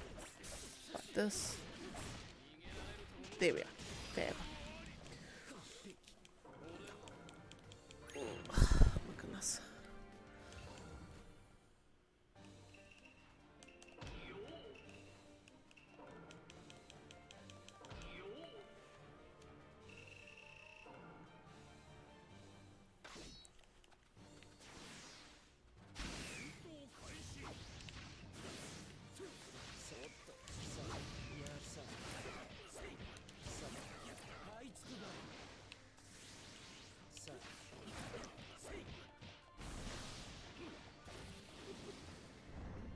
Oh, it's just Kabuto is so gross.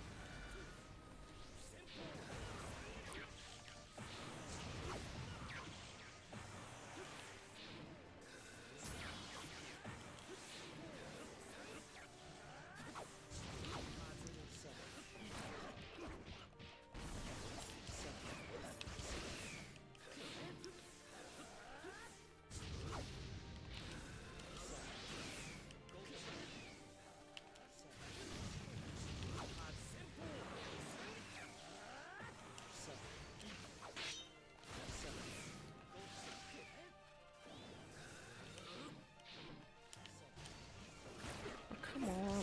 Oh my lordy, hurry up. There we go. Bam.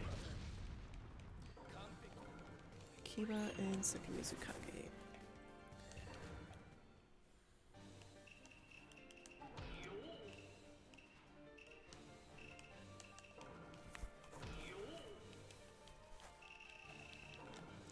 So if I go to just having a think.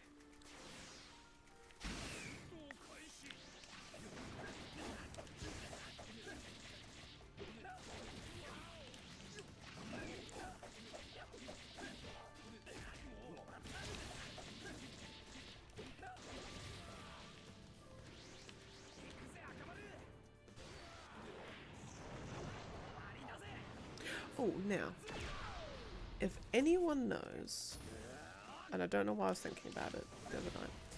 I was playing Pokemon, so that's why I was thinking about it. But does anyone, and it's a very easy question for me to answer if I just Googled it, in terms of like competitive Pokemon playing, like competitive Pokemon tournaments, and I'm not talking about like the card game, like the full-on digital game. Like, surely, because people, I'd imagine, before you'd even think about starting, you would max out your Pokemon, your IVs, EVs or IVs, whichever the one it is that like the stats that you max out. So you max out your stats. You've got the moves that you need, you know, with PP'd up to the high heavens. You've got the exact order that you bring stuff out in. Surely, in the meta, there must be a particular Pokemon that you use with very particular moves and a particular strategy and particular stat things that are just in the meta, like they are unbeatable. Because I remember playing a guy at school, and he had Umbreon, and he had Toxic, and Moonlight, and Protect. And with that, he completely devastated. He'd throw Toxic, which does full poison.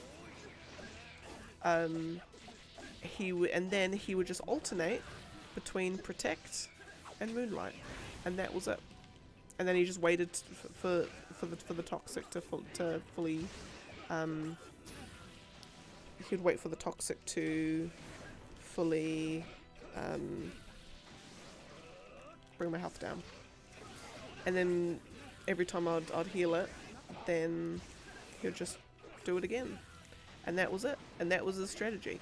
And obviously, I'm sure there'll be way more, but wouldn't it be the case that everyone would have the same team with the same moves because it just objectively is the best team?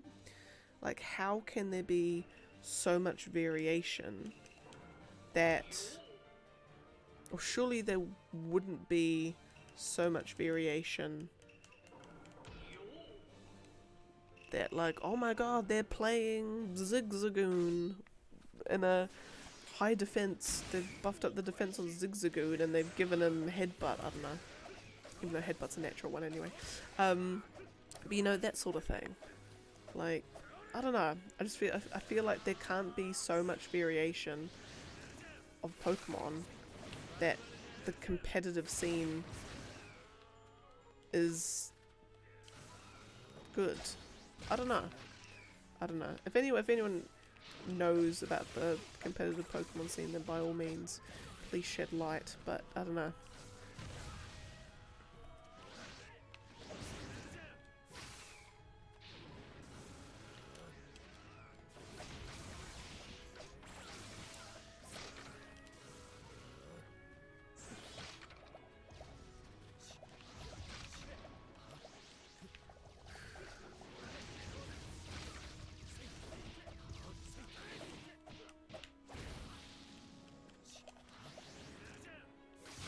come on. Bruh.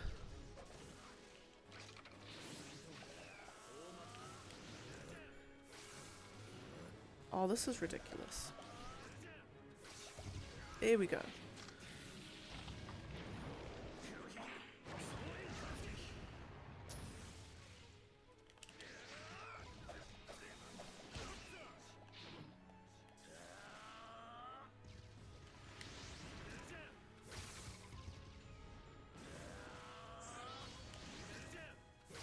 There we go. Right. Oh, goodness.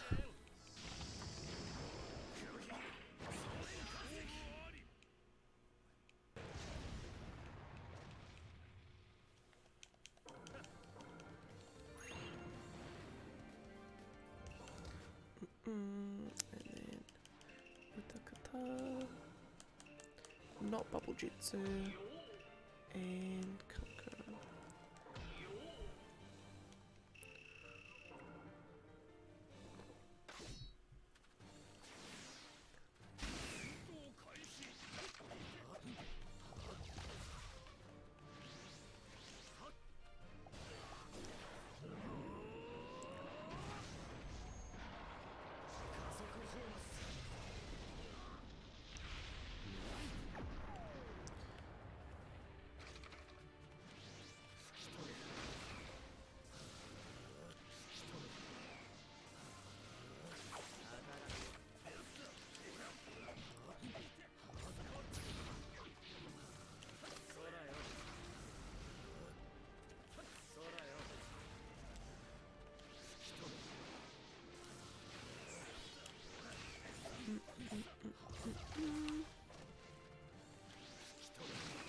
Fab. Okay, recovered that one. Right, I'm just looking.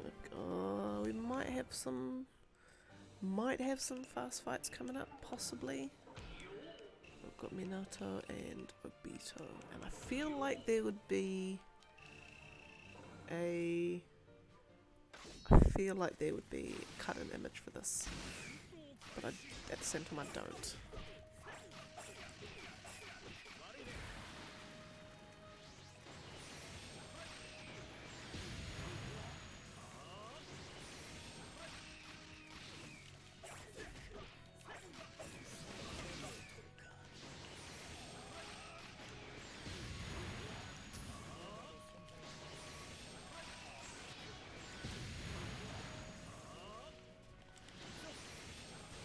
Fab, done.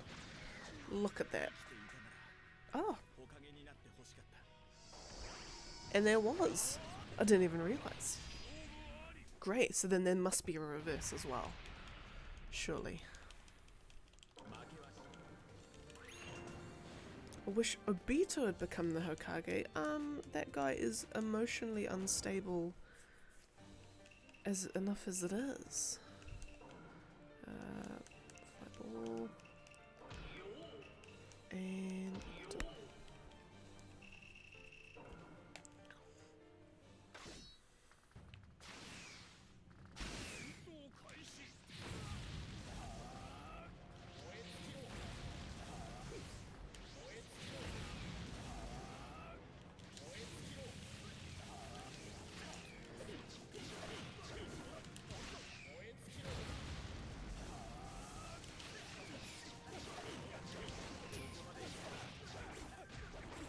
oh dang. We speedrunning this.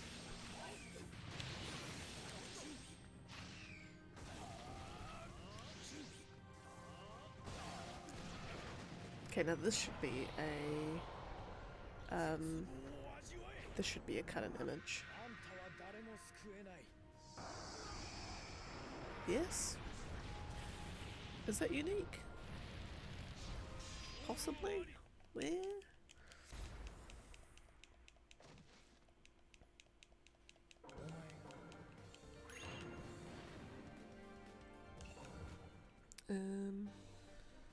Kabuto and Deidara.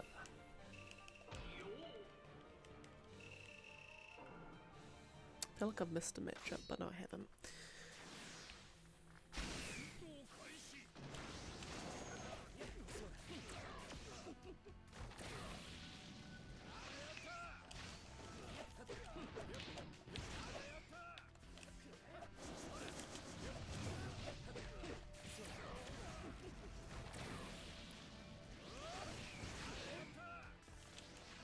Oh, and apparently, so Nintendo, I was reading just this morning that they've ramped up production of Switches, or more Switches, in anticipation for the release of Tears of the Kingdom, which I am also pleased about, but then they also then got me thinking about just Tears of the Kingdom in general, because I've been seeing some stuff saying that like some people complaining that the marketing for Tears of the Kingdom hasn't been good.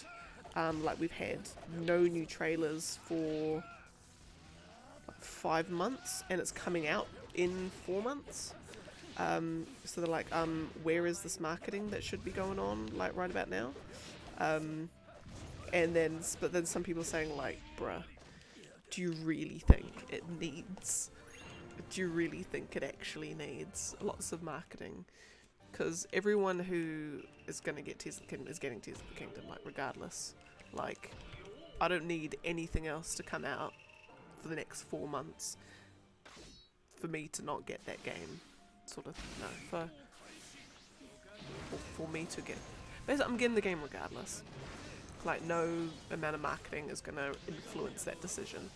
And people who aren't getting it, like, won't be getting it full stop. You know, no amount of marketing is going to change that, I'm sure. And people who are on the fence would be only be people that are on the fence that the marketing would be influencing. So I think Nintendo probably realized that. But also I've noticed that it seems to be in like the last year or so, game companies just generally seem to be, and I don't know if it's a case of if there actually is a problem or it's just people loving to complain. But game companies seem to be making some really strange decisions, or doing things or not doing things that people are questioning quite strongly. Like, so Ubisoft's not in particularly good light with a lot of people, even their internal staff. Ubisoft's made some very things have happened. I mean, Skull and Bones has been like infinitely delayed. They've cancelled heaps of projects. I mean, Assassin's Creed Mirage is probably the one thing on the horizon that, you know, is confirmed as a thing. Whether or not it gets delayed is yet to exist. Beyond Good and Evil 2, they keep saying is still in development, but it's like, you know, is it, you know, are you still in pre-production? Are you in post? Are you just doing bug fixes? Like, what? Like, how in development is this game? So there's a very big difference between, still building the game versus just site polish, versus game polish. So that's that. Part of me believes, because I distinctly remember when they first announced it, or when they showed some gameplay, they had a bit where they wanted to do some crowdsourcing of their art.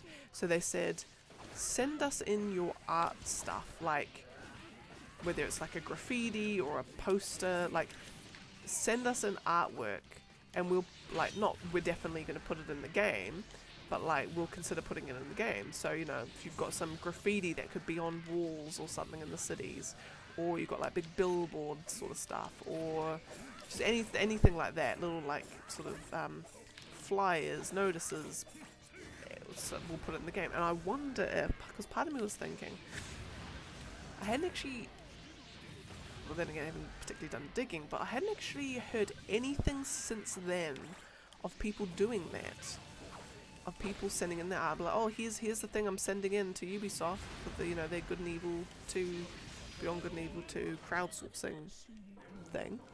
So I hadn't actually heard anything. And then, like, part of me was thinking, ooh, Do they run into some legal trouble with that, and that's why it's just been radio silence ever since? Is there some kind of legal consideration that they didn't have, which I'm sure they would have checked with their internal legal department anyway before even thinking about it. But then I was thinking like, oh, is that a thing? But yeah, but anyway, so Ubisoft's not doing very well, and apparently there was a very tone-deaf email that Yves, and I can't remember his last name, sent out, which basically, it gave the impression that, yeah, like, for these games to come out, come on dev teams, come on teams, like, what up, you know, the ball's in your court, it's up to you for these games to come out, and all the employees were like, excuse me, where's management and all of this? And so that was, they had to send an apology email, and there's all that sort of faffing around. Yeah, no, Ubisoft is not doing well at all. Bless their cotton socks. Oh, Basin Nova, what up? I am doing very well. How are you on this fine, I would say, well, it is a sunny morning when I look through the crack in the curtains, but yeah, no, how are you? Why did I...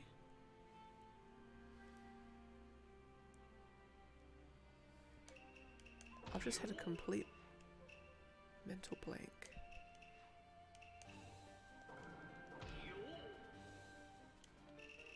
If this isn't even numbered...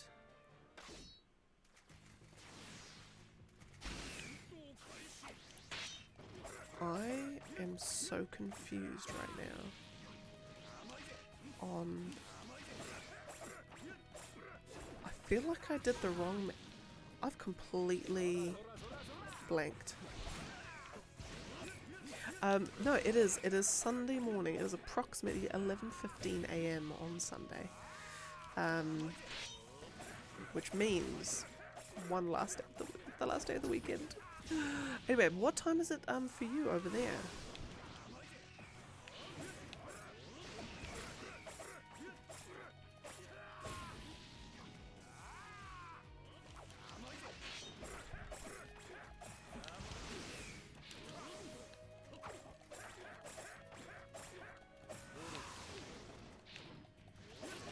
I feel like I did the completely wrong matchup.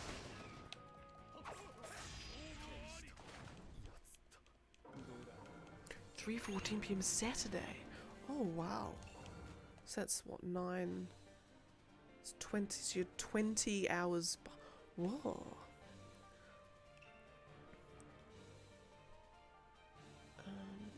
Young Albedo and Sussery.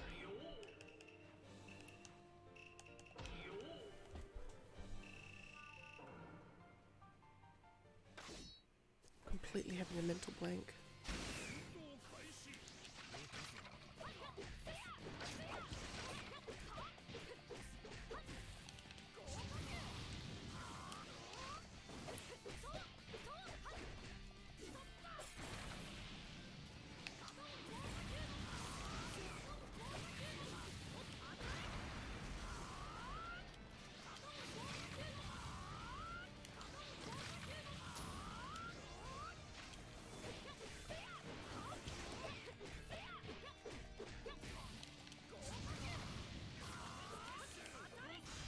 Phew, damn it. So whereabouts, what time zone is that? 3:14, because I know I've got a couple of people in America that, so nowadays will be, hang on, they're like, if it was my night, it's their early morning of the same day. I think.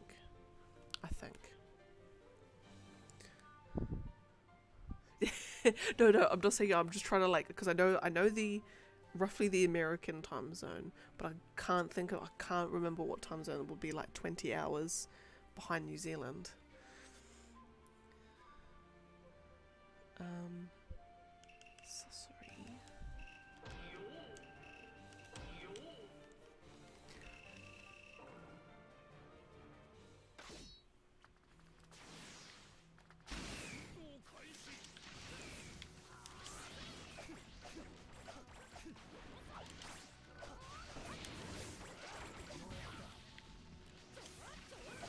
Mountain Standard Time.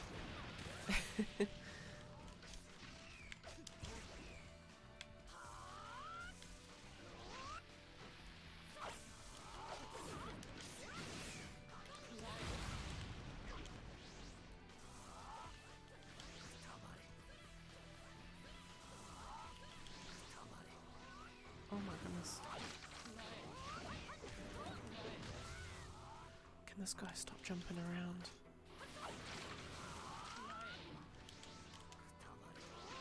Oh my lordy.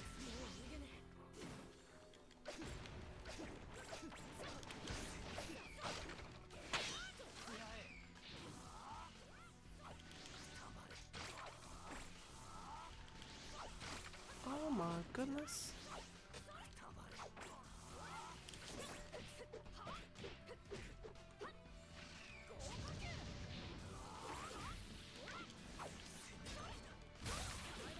This dude. Oh my goodness, finally. Because sometimes the AI is just goes into absolute overdrive mode. It counters everything. And it's one of those days where it is just countering every single move I make. It's either that or I'm playing rubbishly. There we are. No, that is not a problem. Lurk away. Just as an FYI, I've got about 4 more fights I'm going to do, and then I'm going to be calling it a day. So, but no, lurk away. It is not a problem.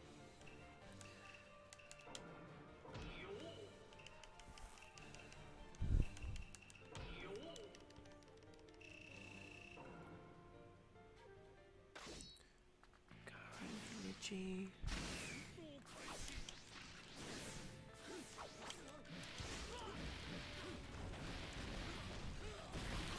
Yeah, the AI is definitely gone. So the AI had just, some reason, has these like cycles. It has a, I bring this up all the time, so I do apologize if this is like the 50th time you've heard it, but I'm so certain that it's the case. I almost want to like talk to the developers just to confirm. But the AI will go through cycles, and it will start the cycle, it just stands there, doesn't like use substitution very often. It just, you know, very meh. You win fights super easy. And then as the cycle progresses and you reach the end of the cycle, you now have an AI that is using substitutions all the time. It is countering everything. It is throwing you back, launching an ultimate at the exact time that, so you won't have any chance to counter. It's like, it just goes into overdrive mode.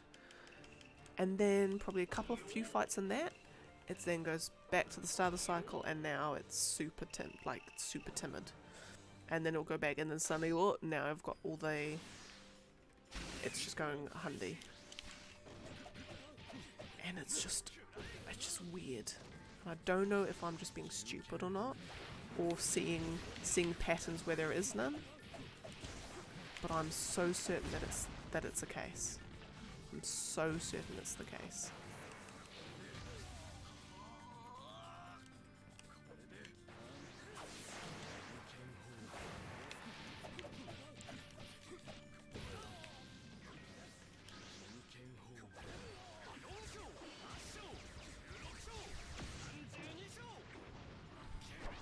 Like, whether it's like, it's one of those hidden timer things, or like the hidden counters, so that, you know, where in games with random encounters there'll be like a hidden counter that goes off with every step, and it increases kind of like your danger level on any particular map. It's like that, but it dictates how aggressive the AI is. Something like that. Or maybe it's even tied to how many wins you've had in a row. Like, if you've had 10 wins all in a row, it then like, right, I need to ramp up, so you've got more of a challenge. But then that shouldn't be the case, because then that defeats the purpose of difficulty settings. I don't know, it's just something's going on here.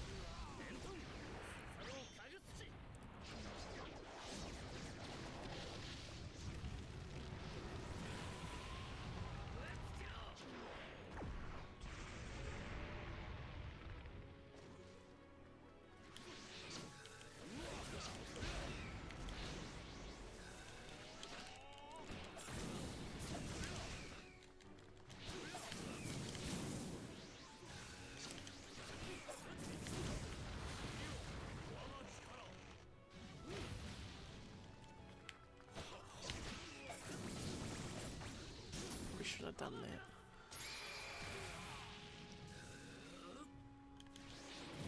There we go. Lovely. It's a very slow moving fireball. Okay, right, this should be it. There we are. Lovely jubbly. Now, do I do one more fight? Yeah, go on. We'll do one more. Why not? So we've got these two. And I say one more fight, I mean one more pairing. Yep, so then they'll bring us up to 92 done. Which isn't bad.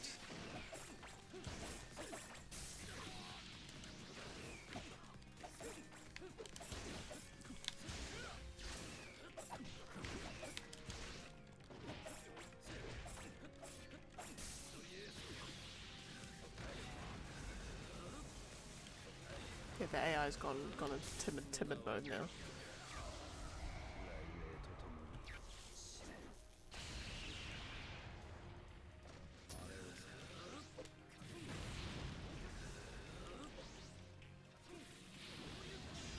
Lovely jubbly. Okay, right, last fight of the day. And that.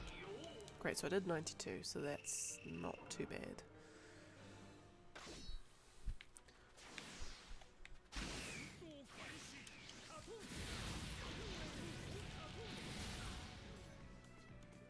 Any ring outs I can get is going to help.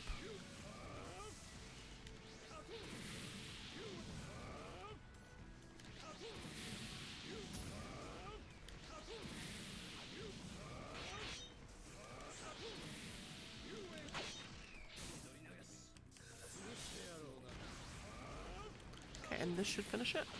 Oh, beautiful. Gorgeous. Okay. So we update the list to 71. So we are 6,471 fights left to go. Oh, that was quite a decent chunk. Okay, I'll call it a day there. And so next week I've got a day off on Wednesday, which I will decide. At this stage it's going to be another Trails Day.